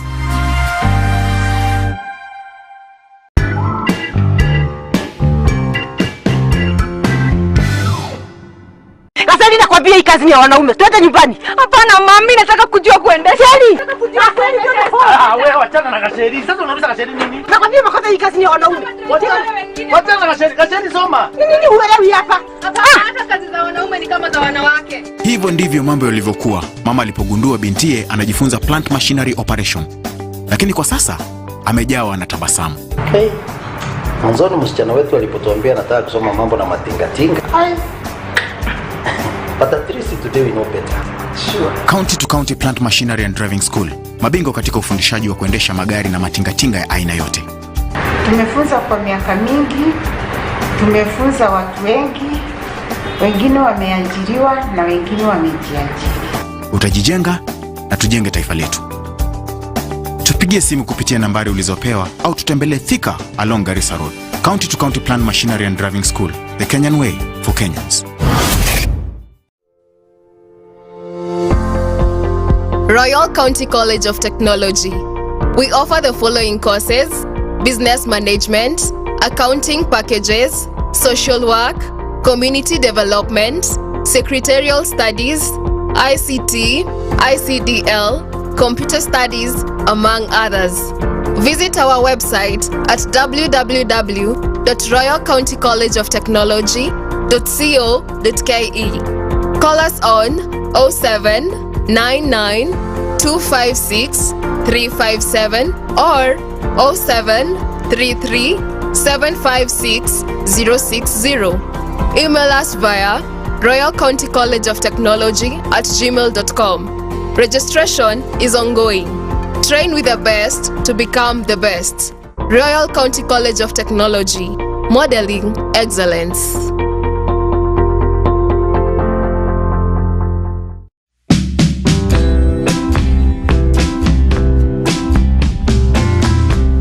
So welcome to Junction View Estate. This is a project that is 100 meters off Moya Makutano Road. The project is ideal for commercial. As you can see, it is a few meters from Makutano town. The plots have already title deeds. Again, the red soil is red soil. The size is 50 by 100, and the plots are only going, get this, they are only going for 1.2 million shillings. And I've just told you the plots have already title deeds, so all you need is to come see, identify your plot, and then you proceed and transfer the title into your team. When you talk of deposit, come with as little as 50,000 Kenya shillings. You can make a deposit and acquire and own a plot with us. Thank you so much. You can also reach us on this number 0700-048-048. You can also get to our office, Makutano office, just next to Fortune Circle. We also have another office at Keno Town. That's just right opposite KCB as you head to Moranga Town. That's a few meters from County Supermarket as you head to Moranga. At Wickrad Property Company Limited, we partner with you in actualizing your dreams of owning a plot or a property for a better future. Thank you and welcome.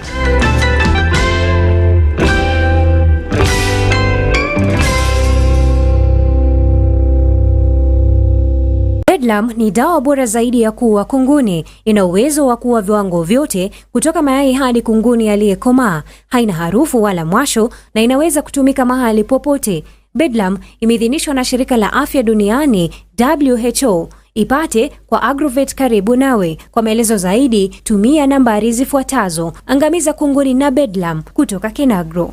This is Cascade Institute of Hospitality, an institute with a difference, teaching with a purpose to produce young men and women of distinction.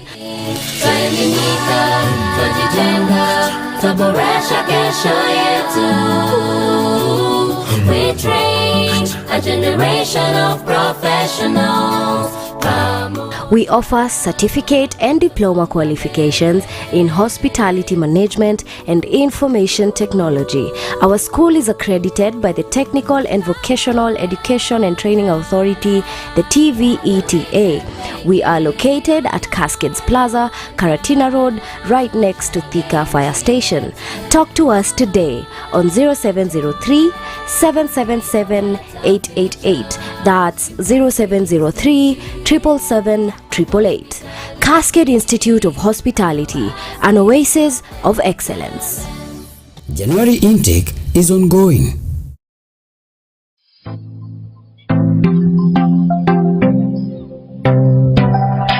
Do you desire to turn your house into a home? At Pinto Furnishings, we offer exquisite interior design solutions. Contact us for curtains, shears and curtain rods, wall stickers, wallpapers and wall hangings, beddings, mats, lights, live and artificial decorative plants, and many more. We also offer interior design classes at affordable prices. For more information, call 0710 606312, 0710 606312. Choose elegance, choose Pinto.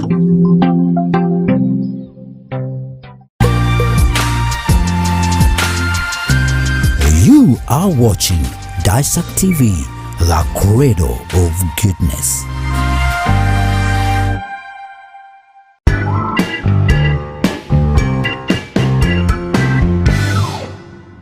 Sasa ninakwambia hii kazi ni ya wanaume. Twende nyumbani. Hapana mami, nataka kujua kuendesha. Wewe wachana na Kasheri. Sasa unauliza Kasheri nini? Nakwambia makosa hii kazi ni ya wanaume. Wachana na Kasheri. Kasheri soma. Nini huelewi hapa? Hata kazi za wanaume ni kama za wanawake. Hivyo ndivyo mambo yalivyokuwa mama alipogundua bintiye anajifunza plant machinery operation. Lakini kwa sasa amejawa na tabasamu. Hey, mwanzoni msichana wetu alipotuambia anataka kusoma mambo na matingatinga. But at least today we know better. Sure. County to County Plant Machinery and Driving School. Mabingwa katika ufundishaji wa kuendesha magari na matingatinga ya aina yote. Tumefunza kwa miaka mingi, tumefunza watu wengi, wengine wameajiriwa na wengine wamejiajiri. Utajijenga na tujenge taifa letu. Tupigie simu kupitia nambari ulizopewa au tutembelee Thika along Garissa Road. County to County Plant Machinery and Driving School, the Kenyan way for Kenyans. Good morning. Good morning. Good morning. Every morning as you set out for the day, we are right there with you. We bring you a review of your dailies as well as keeping you in touch with your current affairs. We discuss issues affecting us as well as entertain you as you set out for your day. So join me, Kelvin Mungai, And I, Wairimu Mugo, every weekday from 6 a.m. to 9 a.m. only on The Morning Dew Show here at Daesak TV, the cradle of goodness.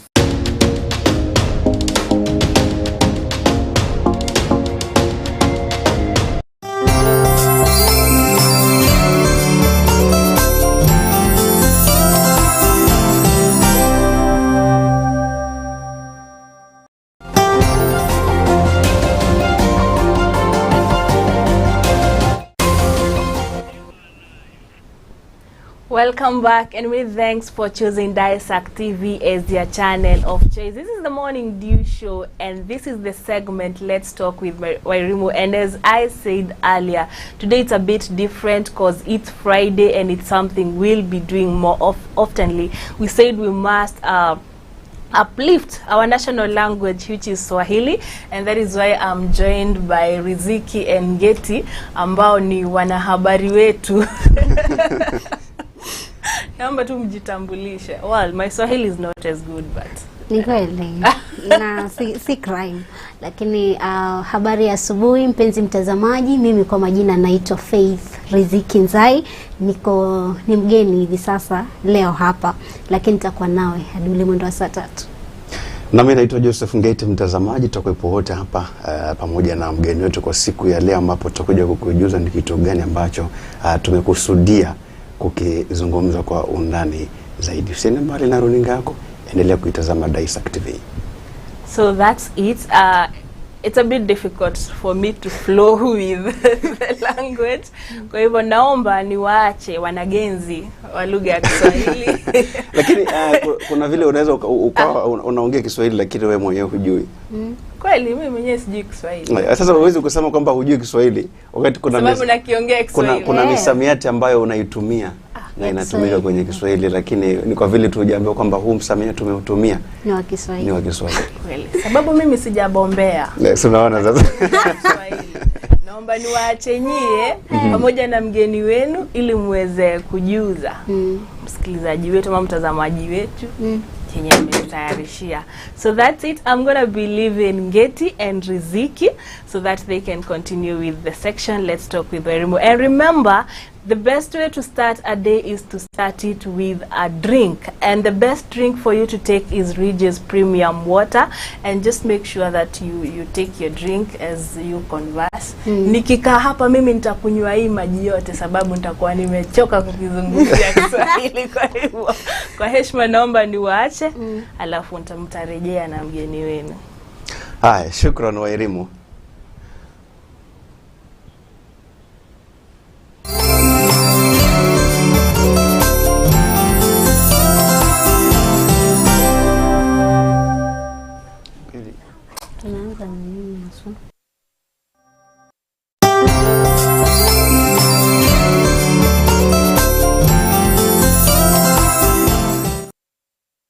Popote pale ulipo, nikushukuru sana wewe ambaye bado unaendelea kufuatilia matangazo haya asubuhi ya leo ambayo yanakujia moja kwa moja kutoka hapa Daesak TV. Kama tulivyokujuza hapo awali, mimi naitwa Joseph Ngete, lakini sipo peke yangu.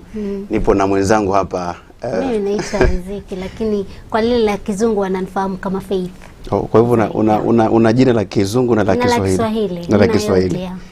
Ni vizuri pia. Mtazamaji, tutakuwa tunazungumzia asubuhi ya leo kuhusiana na mambo ya taaluma. Kwa jinsi gani mtu anaweza kaikuza taaluma yake. Mgeni wetu haipo mbali, tayari ameshawasili na muda mfupi tutakuwepo naye hapa studioni kuhakikisha kwamba kama ulikuwa bado hujajipanga kwenye yale mambo ya taaluma. Unajua kuna wale ambao bado wako na ule tashwishi aingie kwenye taaluma gani. Naweza kutumia msemo kwamba wengine wanabaka zile taaluma.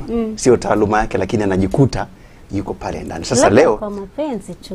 Kwa mapenzi ya watu wengine, lakini leo tutakuja kukufahamisha zaidi ni kwa jinsi gani mtazamaji unaweza ukaikuza taaluma yako, lakini pia ni kwa jinsi gani unaweza ukaiweka katika ule mkao mzuri zaidi wa kuweza kupata lile soko la ajira moja kwa moja. Usiende mbali, endelea kuitazama Daesak TV. Muda mfupi tarudi hapa kuja kusema nawe zaidi.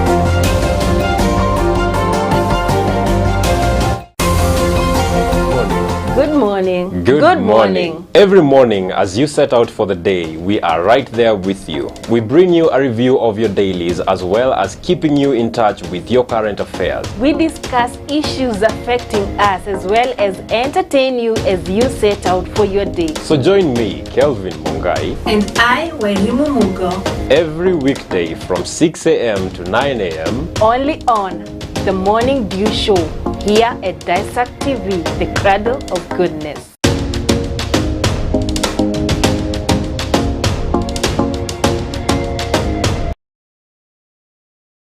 Culture constructs a sense of who we are as a society, as an individual, or as a nation.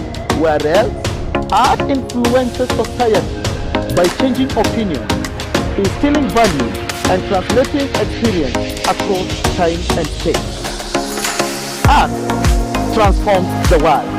Join me, Boni Gaidori, as I bring to you the craft in art and culture. Only at Daesak TV, the cradle of goodness.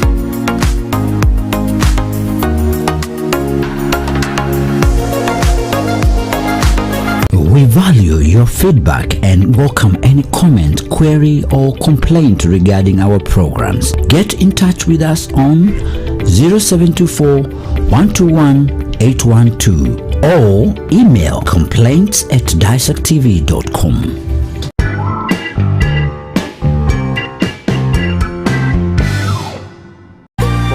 Good morning. Good morning. Every morning as you set out for the day, we are right there with you. We bring you a review of your dailies as well as keeping you in touch with your current affairs. We discuss issues affecting us as well as entertain you as you set out for your day. So join me, Kelvin Mungai, and I, Wairimu Mugo, every weekday from 6 a.m. to 9 a.m. only on The Morning Dew Show here at Daesak TV, the cradle of goodness.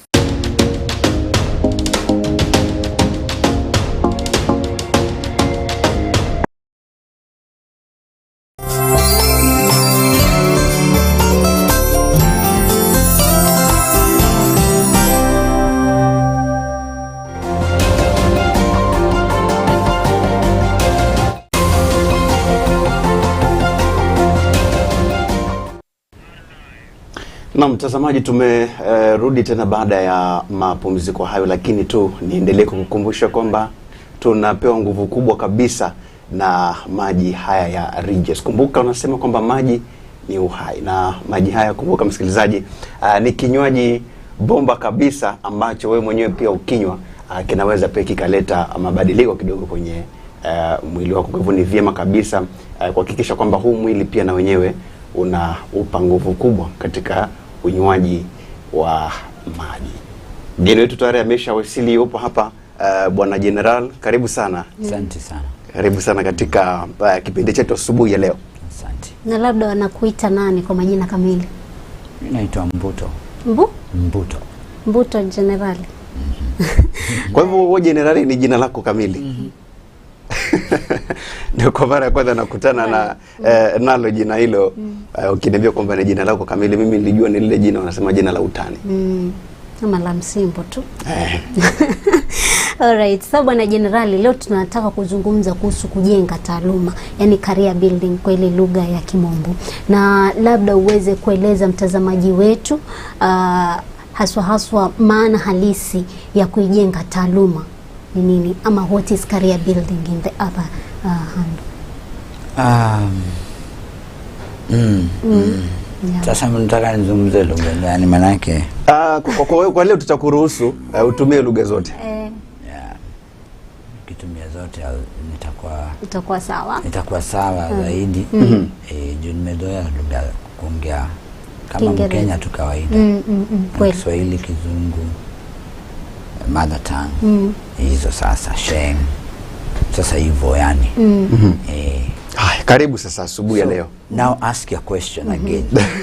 Nilikuwa nataka kujua tu, unajua mtazamaji anataka kufahamu taaluma, yani kujenga taaluma kwa maana halisi ni nini. Mtu anaposema career building, what are we talking about here?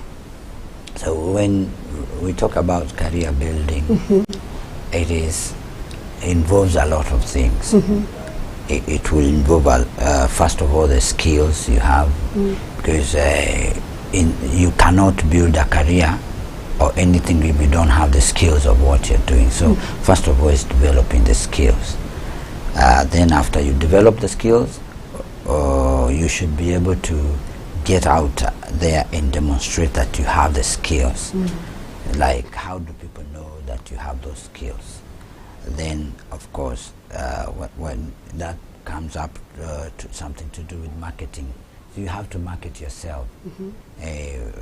Depending on what skills career you are building, because if you're a teacher, you have to keep on learning more and more so that you can go up and up. You know, you get yourself a degree, maybe do a PhD, do your master's, do PhD. You know, so career building, it depends on what career you are building.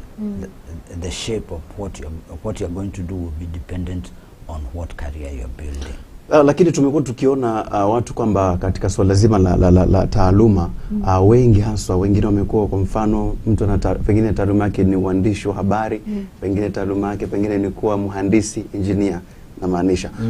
Unakuta pengine anaambiwa kwamba bwana wewe uengineer huwezi, ama uengineer sasa hivi hauna soko, na huyu mtu anatakiwa aanze kutengenezwa akiwa mapema. Kuna hiyo makosa ya kuambia watu kama sasa penye tumekuja digital, unaambia kila mtu ati lazima kila mtu aende digital. Sasa ukiambia kila mtu akue aingie, sasa mimi nataka kujua mambo mechanical, still tutahitaji mambo ya mechanical. Juu hauta replace kama nini, kuna mashine uta replace atina digital. For example, unaweza enda digital, still utatumia toilet paper, si ndio? So huwezi enda digital na toilet paper. So kila unaita taaluma, inatakiwa kila taaluma ina watu. Tusikimbilie sote tuingie kwa taaluma fulani, ile ingine iwachwe bila mtu. Ati leo madaktari ndio wanatakikana kila mtu akuwe daktari. Itakuwa sasa hakuna engineer mwenye anatengeneza nini vile vyombo daktari hutumia. Juu daktari zile mashine zote unaona kwa hospitali hazijajengwa na daktari, zimejengwa na engineer mwenye anajua mambo ni nini daktari anataka kutumia. Lakini tumekuwa tukiona hapo nyuma kwamba hata wakati sisi tupo tunasoma, wakati wa kuchagua masomo, unaambiwa kwamba wewe ukifanya kitu fulani na fulani kitaendana na wewe mwenyewe. Kwa hivyo mtu anakuangalia alafu anasema labda huyu hana uwezo wa kufanya hivi, labda tukimweka huku anaweza katoshea zaidi, lakini kumbe nguvu yako haiko pale kwenye ile taaluma wanakuambia. Je, hapa nako unaweza kusemaje? Hapo kuchaguliwa ni kama tuseme watu walitaka kufanyia wengine maamuzi tangu zamani. Si zamani kulikuwa na zilikuwa za fixed marriages organized. Sijui ni organized. Hizo unapangiwa utaoa nani. Wakati mwingine ilikuwa inasaidia, saa zingine haiwork. So ni kama kila kitu I can do something, it works for me. Na ufanye kitu then it doesn't work out for you. So it doesn't mean that thing is not good. It's only that you are not fit for that. Lakini sasa wakikuchagulia career waseme ati usiseme haukai kufanya hivi, wamefanya utafiti gani? So tunahitaji tuwe na a way of telling huyu mtu ni mzuri na nini through continuous assessment. Tunakuassess, tunaona hata wewe mwenyewe utaona kile unafanya. Ukiassessua unaona hii siwezi, good in this, good in this. But sasa mtu tu kuangalia kusema ati mara moja tu ati kama mtihani wenye tumekuwa tukifanya ati umesoma like for 5 years then one exam moja ndio inaamua wewe kama ni mjinga ama ni mwerevu. Inakuja kuamua baada ya miaka yote. In fact mwenye anatumia hiyo method ya kukujudge ni kusema yeye ndiye mjinga. Like I don't expect, me and I have a problem with this saying that first impression you make. If you are a boss and you judge someone by their first impression, I say you are a stupid boss. Because when I know I'm coming, the same thing happens in a dating. When you're going for the dating, you come, you leave your bad habits because you're coming to impress. Then you impress that somebody, then they realize this is actually the devil. So first impression, one exam should not be able to, cannot tell, because we have cases people have cheated in exams. Imagine na wamepita junior exam moja tu walikuwa wanafanya, lakini ange continuously being assessed. You will say that day maybe this guy was tense, nimemwona kwa hivi, so tumekuassess, tunaona jamaa yuko poa, ni vile akona weakness hapa ya kitu fulani, lakini kusema ati wewe huwezi just because of umeniuliza swali moja nikakuwa sijui. Sasa pia wewe unaonekana haufai kuwa hapo kuuliza hiyo maswali. Na labda kuongelea kuhusu hiyo, is there any age yenye mtu anapaswa kusema kwamba hapa saizi nafaa kuamua? Kwa sababu tukiangalia mfumo ule wa elimu haswa wa kitambo na wa sasa ni tofauti. So ule wa kitambo ilikuwa ni mpaka uende mpaka university ndo sasa uchague, ukishamaliza high school ndo unachagua ni nini cha kufanya. Katika tasnia ya sasa ya taaluma, je, ni sawa kwa mtu kuwa na mpaka ukuwe na umri fulani ndo determine mimi nataka kufanya nini kwa maisha? Mimi ningesema the earlier the better. Juu hakuna haja huyu mtu ni footballer, mungemjua kitambo angepoteza wakati akienda sijui kufanya biology, afanye chemistry, afanye nini, alafu ndio mjua ameanguka sasa ndio aingie kwa footballing, unaona?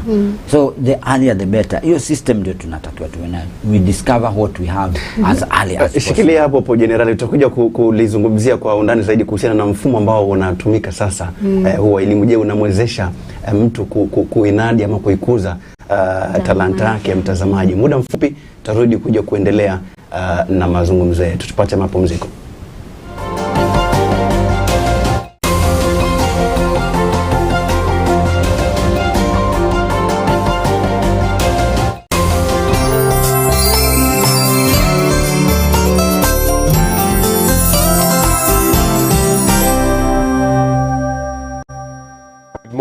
Good morning. Good morning. Every morning as you set out for the day, we are right there with you. We bring you a review of your dailies as well as keeping you in touch with your current affairs. We discuss issues affecting us as well as entertain you as you set out for your day. So join me, Kelvin Mungai, and I, Welimu Mugo, every weekday from 6 a.m. to 9 a.m. only on The Morning Dew Show, here at Daesak TV, the cradle of goodness.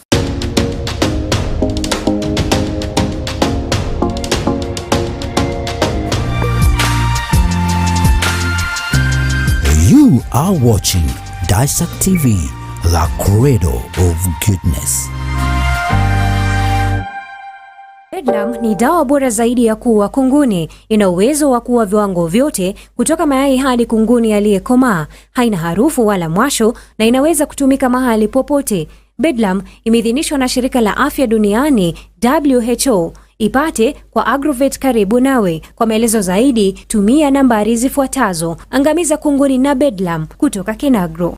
This is Cascade Institute of Hospitality, an institute with a difference, teaching with a purpose to produce young men and women of distinction.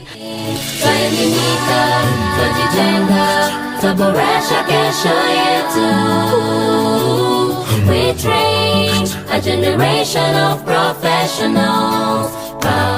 We offer certificate and diploma qualifications in hospitality management and information technology. Our school is accredited by the Technical and Vocational Education and Training Authority, the TVETA. We are located at Cascades Plaza, Karatina Road, right next to Thika Fire Station. Talk to us today on 0703 777 888. That's 0703 777 888. Cascade Institute of Hospitality, an oasis of excellence. January intake is ongoing.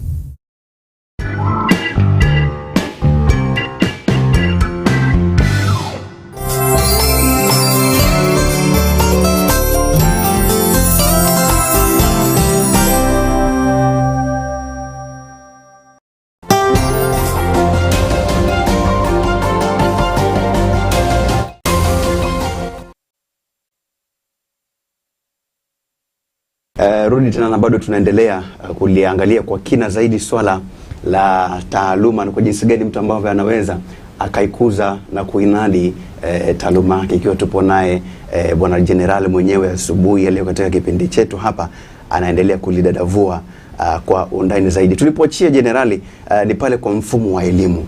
Je, unamsaidia ama unamwezesha mtu kuikuza ama kuja kuikuza talanta yake baadaye? Kwa sababu tumeona tuna ule mfumo wa zamani, mfumo ule wa 844, lakini sasa hivi kumeingia mfumo mpya wa CBC. Hapa hili swala likoje? Nadhani 844 haikuwa totally bad. Haikuwa mbaya. Hata ile nyingine ya kwanza haikuwa mbaya. Ila ni wale wanapangilia elimu wanataka kuipanga ni kama ndio waonyeshane hao ndio ujua. Kwa sababu hakuna katika in everything hakuna kitu totally bad. Unaona, hata ule mtu mbaya kabisa ana kitu moja mzuri. Kwa nini tusikuze hiyo mzuri ya tuache zile mbaya? Ile elimu ya kwanza ilikuwa mzuri, tungechukua the good part of it to combine, tuiongezee with the good part. CBC haingekuja ati sasa tumebomoa kila kitu yenye tulikuwa tunafanya, bomoa hii nyumba tujenge upya, na hii nyumba haijaharibika totally. So wakituambia tulikuwa elimu yenye tulikuwa tunapata hiyo ya 844 ni mbaya, then all of us should be sacked from positions because we have the wrong education. Which means CBC ingekuwa ina implementiwa in piecemeal, pole pole kuchanganyisha na hii elimu nyingine, so that kuna hiyo element ya transition. Ndio kwa sababu hatutasema sasa ati hatutafanya theory. We need theory. Ukijani kama theory physicist, how ndio inspire the actual physicist kwenda nje kutest your theory? Does it work? Does my thought work? So if we say all of us are going to do handwork, who will come up with theory, things that we don't see? We cannot only deal with things that we see. We should tunatakiwa pia tujue kuna vitu hatuoni, tunaweza wazia ndio tuende tukatafute, inawezekana. Lakini sasa CBC si mbaya, lakini kama kila mtu anataka, naona watoto sijui wa maharagwe na nini. Tena at this age hatutakiwi kuwa ati ni maharagwe na hizo vitu. No. People are going to mass and we are teaching our people about, our children about maharagwe. It should be, tungekuwa tayari tuko na aware kuonyesha kama ni unaona kama hizi vitu za kucheza hizi Lego, those za kujoin building, kubuild whatever games. Those are things that can make a kid think. Kuna Rubik cubes, you know. So lakini si ati sasa ni tena to go basic kula ati watoto naona wakitafuta ati maragwe na mahindi wafanye ushanga. Hiyo naona in 21st century 2022 whoever is in education. Naam, tukiangalia katika upande mwingine kuna mtazamaji pale nje sasa hivi anatutazama na pengine alikuwa ana taaluma yake tofauti. Kila mtu ana taaluma yake tofauti. Je, kuna umuhimu wa kuendelea kuikuza ile taaluma, kwa sababu ukiangalia wengine bado hawajaingia katika soko la ajira? Kama kuna haja ya kuendelea kukuza hii. Naam. Kwa sababu usipoikuza basi utakuwa ni kama gari yenye haina steering, haina, you know, hiyo ndio, that is you, that is what you can do, that's the best thing you can do. Anything else utakuwa ukifanya itakuwa ni secondary. Unajaribu kukua something you are not. Mwingine anajiuliza kwa nini niendelee kuikuza wakati sioni faida yake, kwa sababu kama tulivyosema pale awali kwamba kuna wengine wana taaluma tofauti fulani lakini hajaona manufaa pale. Pengine aliingia pale kwa bahati mbaya na akajikuta tayari mimi ni mwandishi wa habari lakini soko hakuna. Pengine yeye ni nesi na soko la manesi hakuna. Pengine yeye ni dereva na ameingia pale bahati mbaya. Kwa mfano chukulia tu mtu ambaye anaenda kusomea urubani, alafu kiangalia soko la urubani vile lipo. Pengine wako marubani 10 nje hawana kazi, na yeye mwenyewe ameshawaona tayari, anaambiwa 10 wako nje hawana kazi. Je, kuna umuhimu? Kwa nini aendelee kuikuza? Kwa sababu akiangalia pengine hakuna soko. Naam. Na hata pia kabla hatujaendelea na hilo swala, kuna vile labda mtu kuna taaluma zingine hazijulikani. Tuseme tu kama hiyo taaluma ya urubani. Si watu wengi wanafahamu mtu anaanza vipi mpaka ni apply. Unajua, labda huo umesomea mijini nini, lakini wale wa mashinani hawawezi kujua haswa moja kwa moja taaluma zingine. Mtu hapo anaweza kuwa maybe anaweza kupewa ushauri gani, ni nini haswa ambazo vitu ambavyo anafaa kuangazia kuhakikisha kwamba anaweza kupata zile taaluma nzuri? Hiyo ndio tunaitaga sasa, kabla uingie taaluma fulani lazima kwanza ukue pia. Ukifika umri fulani umefanya utafiti. Hii taaluma, kama sasa tuseme unataka fanya kitu kama catering, unataka kwenda kusomea mambo ya upishi na nini, utajiulizaje ni wangapi wako nje, ama mimi nitaleta nini? Kwa nini mimi niingie taaluma hii yenye imejaza watu huko nje? Lakini kama hauwezi fanya kitu kingine, kama kuna kitu kingine unaweza elewa, sasa basi itabidi inge tu hiyo taaluma yako. Maana yake sikusema juu wale hawana kazi wewe huwezi pata. Kuna wenye uja baadaye na wanapata na umepata wengine bila kazi. Na ni kitu gani kinawafanya wao wapate wa kwanza wakati pengine tulianza wote, ama pengine wao nimewakuta pale lakini ukukuta kwamba mimi nimepata ule mpenyo na wao bado hawajapata? Kwanza watu wanasema kuna bahati. Na sijui wengine watu wenu wanajuana hapa na pale. Kujuana iko, watu sema iko. Pia kuna vile wewe maybe other than hiyo taaluma yako, kuna utu wako, your character, your attitude towards things. Wewe umeingia taaluma, vile ulifundishwa tu uko hapo. Mwalimu hajui kila kitu. The teacher doesn't know everything. Lazima saa zingine unajifanyia research. Kama sasa ni upishi, unaangalia wakati tuko wakati gani, si lazima ukapike, unaweza fanya hiyo. Kama sasa tuko na YouTube, nimesomea upishi, mimi naweza pia training watu upishi. By the way, wacha nikwambie, very soon hii formal education itaisha. That's my prediction. As me. Hii formal ya kwenda klasi itaisha. Right now you could go to YouTube and ujifundishe, usome mambo ya ubongo kabisa yote, ufungue university fulani. Isipokuwa university zetu Kenya, hakuna university ina post like ukienda Nairobi University hawaja post their neuroanatomy class or anything. Lakini ukienda nje, uende kama Utah, wanafundisha the real brain, unaiona wanakufundisha such that The only time you need to go is go do exam. I think tutakuwa hivyo. Unajifundisha, ukitaka kupractice ndio unaitisha exam, ndio unapewa certificate. Hii mambo ya kwenda shule itakuja itafika mwisho yatapotea kabisa. How long? Lakini it's coming to an end. Na labda niulize kuna hili swali ambalo kuna white collar jobs na hizi zingine za mtaani, sijui tunaziita hustles.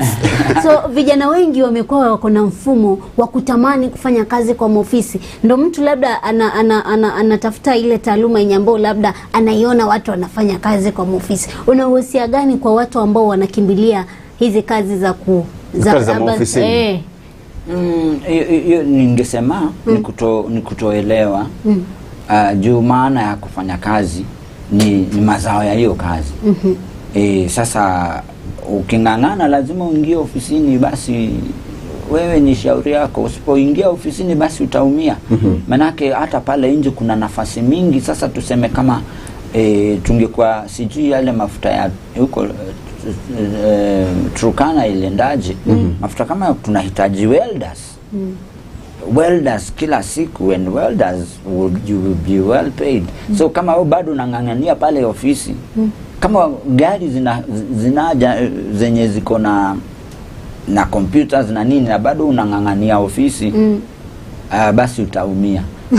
Lazima mtu akue tayari kufanya, maana ya kufanya kazi ni nini? Nipate mazao, nipate mapato yangu niweze kujijenga. Na tukiachana na hilo, kuna watu ambao wameajiriwa wapo makazini, kwa mfano kama sisi hapa.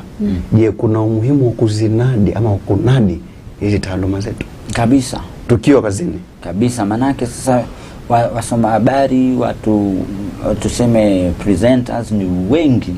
So mimi nikifungulia TV nataka nione ule mwenye ninaona kweli ameivisha hiyo taaluma yake. Akizungumza nasikia amezungumza venye ningetaka kuzungumza. So it's upon you, kama wewe ni mwanahabari usome, si lazima urudi shule atukapewe degree. Watu wengi wana degree. How many people in parliament have degrees, and what are they doing in parliament? I don't see the need of a degree if you are going to parliament to fight. Do you need a degree to go through punches? You'd have rather gone to the gym and learned how to fight. Kama parliament ni kwenda kupigana. So wewe umuhimu wako ni kuangalia, ujitrain mwenyewe. Mimi mwenyewe nikikuona siangalii degree yako. Hata ukija hapa na PhD na unaongea nitasema sawa, nani huyo usimdharau, ni PhD holder. Nasema PhD ni ya nini? So kuna umuhimu wako kujijenga, kuresearch, kuona wenzako wanasoma aje, utajimprove aje. So ni muhimu sana, ndio niweze kukutizama wewe na nisitizame ule mwingine. Na mtu atajuaje ule umuhimu wa brand yake mwenyewe? Kwa mfano kama sisi hapa kazini, mtu yeye ni brand, mwingine anasema kwamba mimi ni brand. Je, mtu atajuaje umuhimu kwamba ile brand yake ambayo anasema kwamba mimi ni brand? Utajuaje umuhimu wake? Utajua kwa sababu, ama utamani wake utaujua vipi? Utajua kulingana, kama sasa mtangazaji ama mtu anaonekana kwa television, atakuwa na hiyo feedback kutoka watu. Atakuwa nikia kwa mtandao, utaona kwamba wewe kama ni mzuri kabisa, utakuwa na wafuasi wengi, watu wengi watakuwa wakitizama kipindi chako. So utaona umuhimu wa kukuza hiyo taaluma yako na kuendelea kuijenga zaidi, kwa sababu utaona matokeo juu. Tuseme kama mechanic. Mechanic kule mzuri, watu hutoka mbali sana. Ama kinyozi, unapita vinyozi mingi unasema nanyolea kwa mahali. Yule jamaa wameenda shule, kama wametrain wote pamoja, lakini yeye kuna venye amejibeba. Lakini kitu muhimu pia, kuna ile element ya human ya attitude. Juu hata ukiwa kwa TV, the right attitude with people is very important. So kukuza taaluma yako in every sector ni muhimu kabisa. Na labda kwa hilo swali la kukuza taaluma, kuna wale ambao wamekaa sana katika taaluma fulani, na maybe tuseme tuchukulie tu kwa mfano kwa hii taaluma ya utangazaji ama ya wanahabari ama ya comedy hata pia. Kuna mpaka unasikia watu wanasema huyu amekaa sana atoke achie wengine. Je, kuna vitu ambavyo mtu labda huwa hafanyi kuhakikisha kwamba hiyo taaluma inasalia kukua na inaleta ile value kwake yeye mwenyewe? Ati amekawia sana? Tuseme mtu amekaa labda miaka 10 katika taaluma fulani. Na maybe watu wanasema wamemchoka, mbona hatoki aje mwingine. Tuseme tu kwa mfano kama politicians. Mtu amekaa katika kiti fulani kwa muda mrefu. Watu wanataka labda waone mtu mwingine pale. So inamaanisha kwamba huyu mtu aliye pale ni kwamba hakuna kitu amefanya hizo miaka mingine. Pengine binadamu uchoka hata ukimfanyia kitu mzuri. Anatoka tu kuona bora tu pa kuwe na mabadiliko. Lakini swali muhimu kuuliza, huyo mtu amekaa hiyo miaka anafanya kitu mzuri. So ni kusema mmechoka na kitu mzuri ama ni vile hafanyagi vizuri. So ni vizuri pia ku create space. Ukifika pahali unapanda juu, kama ulikuwa mtangazaji maybe unaweza kuwa producer, unaweza anza kitu yako usaidie wengine. Kwa sababu wewe ulifika pale mbele na hewa life ni rasilimali na umepewa. Sasa pia wewe unatakiwa ukuze kila kitu uko nacho, ukuze ndio create space kwa watu wengine. So maybe ni muhimu mtu akifika mahali anaweza songa mbele, lakini kama you are really good, sio ni kwa nini watu waseme ati uondoke. We have watangazaji wamekuwa wakiendelea na bado wako na following. Sitaki kutaja majina, lakini naweza kuambia 1 2 3 amekuwa around na watu hajaboeka naye kwa sababu taaluma yake ameikuza. Hakuna mtu ashaifika hapa. In fact akiondoka hakuna, itakuwa ngumu sana kumreplace. Unaona? So maybe watu uchoka, lakini ni vizuri pia mtu kulea wengine mtu wako pahali. Mtazamaji, unaendelea kuitazama Daesak TV asubuhi ya leo. Kumbuka tunapewa nguvu kubwa kabisa na maji haya ya Ridges. Generali, ni kwa jinsi gani mtu anaweza kaibrand ile taaluma yake? Kwa sababu tumeona kama tuna maji ya Ridges hapa. Tutumie mfano kama huu.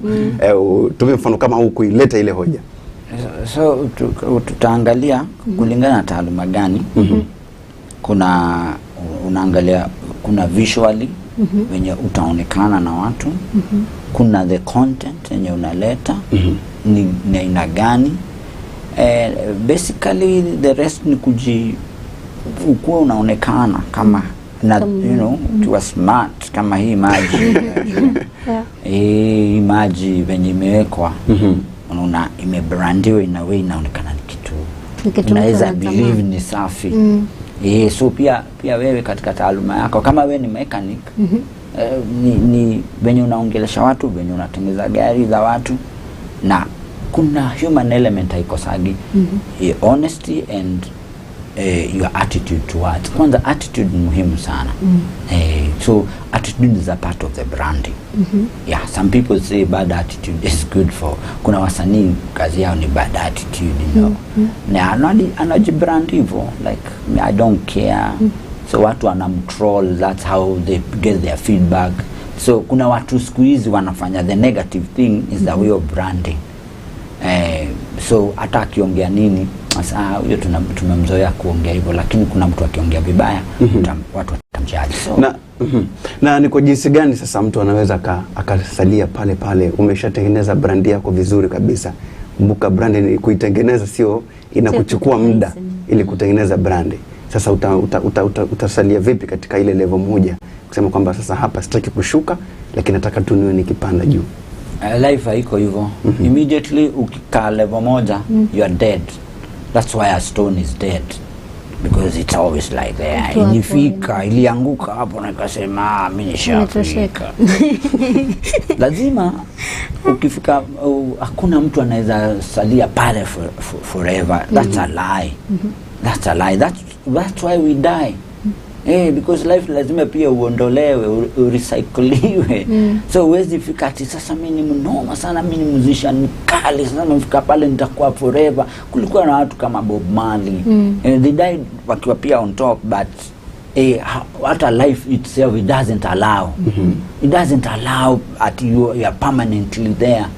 So we utakaa time yako, ukule zako. The only way unaweza kani kama remain for long is if you do something very good, like nice music that will be played over and over and over. Ama ulitengeneza, uli-invent gari moja kali sana, mashini moja kali sana, watu wanakukumbukaga that when ndio ulifanya hiyo kitu. Na pia kumenta watu. Hao watu, they will keep on talking about you. It's like you never left. Because everybody akisema, mzai anasema, na nini ndio alinitrain, na nini ndio alinitrain. You live in spirit, even if not in person. In person. Naam. Mtazamaji, kutokana na muda kwa siku ya leo ama asubuhi ya leo, basi natumai kwamba jenerali hapo umeweza kuleka sawa, lakini tukija kuhitimisha kabisa, je, una maoni gani ama una ushauri gani kwa mtazamaji ambaye anatazama kwa muda huu na pengine alikuwa kabisa yeye ameshakata tamaa kuhusiana na taaluma aliyosomea ama aliyofanya? Mimi ningesema kama hiyo taaluma umesomea, sijui ni gani ako nayo, unaweza itumia kufanya kitu yako mwenyewe. Usitegemee kwenda kufanyia mtu. Kama sasa umesomea engineering, it's something kule nyumbani unaweza engineer for yourself. Uache kutumia vitu engineered. Unaweza anza kuipractice pale. Okay, kuna taaluma zingine huwezi unless employee. Juu sasa kama wewe ni dereva wa gari ya moshi, hauwezi kujijengea gari moshi yako. Ndio. Sasa kuna taaluma zingine mtu lazima umake a decision. I drop and I'm going to something else. It's also good to move on. Kuna kitu wezi fanya. Ni kama tulibadilisha ma TV. Kama sasa ulikuwa fundi wa hizo TV za kitambo analog, na uku move on to the digital TV. Sasa your job is dead. So unless lazima uki-upgrade. Uende uki-upgrade new knowledge. Ndio ukitaka taaluma yako isikufe. Lakini unfortunately kama ulichagua we ni pilot, wezi nunua ndege yako. But as a pilot you can go online and start talking about utahitajika kusubiri. Unaweza kwenda online yako. Yeah, teaching is one of the things that can help you remain relevant and use what you have learned. But people don't want to share knowledge. The more you share knowledge and people know, the more they will see who you are. Naam. Yeah. Mtazamaji, tunafika mwisho asubuhi ya leo ambapo tumejifunza mengi na tumefahamu mengi sana kuhusiana na taaluma. Kuna mtu pale kwa amekata tamaa, lakini generali mwenyewe hapa tayari amekupa moyo na amekutia moyo zaidi uzidi kusonga mbele. Usikae kama jiwe. Maana anatuambia kwamba jiwe halikui. Kwa hivyo hakikisha kwamba unaendelea kupiga hatua zaidi na zaidi. Mimi naitwa Joseph Ngeti, lakini kumbuka jioni tutakuwepo hapa ndani katika gumzo huu. Nikukumbushe tu usiende mbali, endelea kutufuatilia katika mitandao pia yetu ya kijamii na Facebook, yote hiyo msikilizaji na mtazamaji, tunapatikana kwa jina la Daesak TV. Tupo pia na Faith. Hapo ukipenda unaweza kumuita Riziki jioni pia. Tutakuwepo naye hapa katika gumzo sasa mida ya saa 1 pale. Usikose kuungana nasi tena. Lakini kumbuka tumekuwa tukipewa nguvu kubwa kabisa subiri katika kipindi chetu na maji ya Ridges. Kama bado hujanunua, fika dukani, jipatie maji yako ya Ridges, kwani wanasema kwamba maji ni uhai.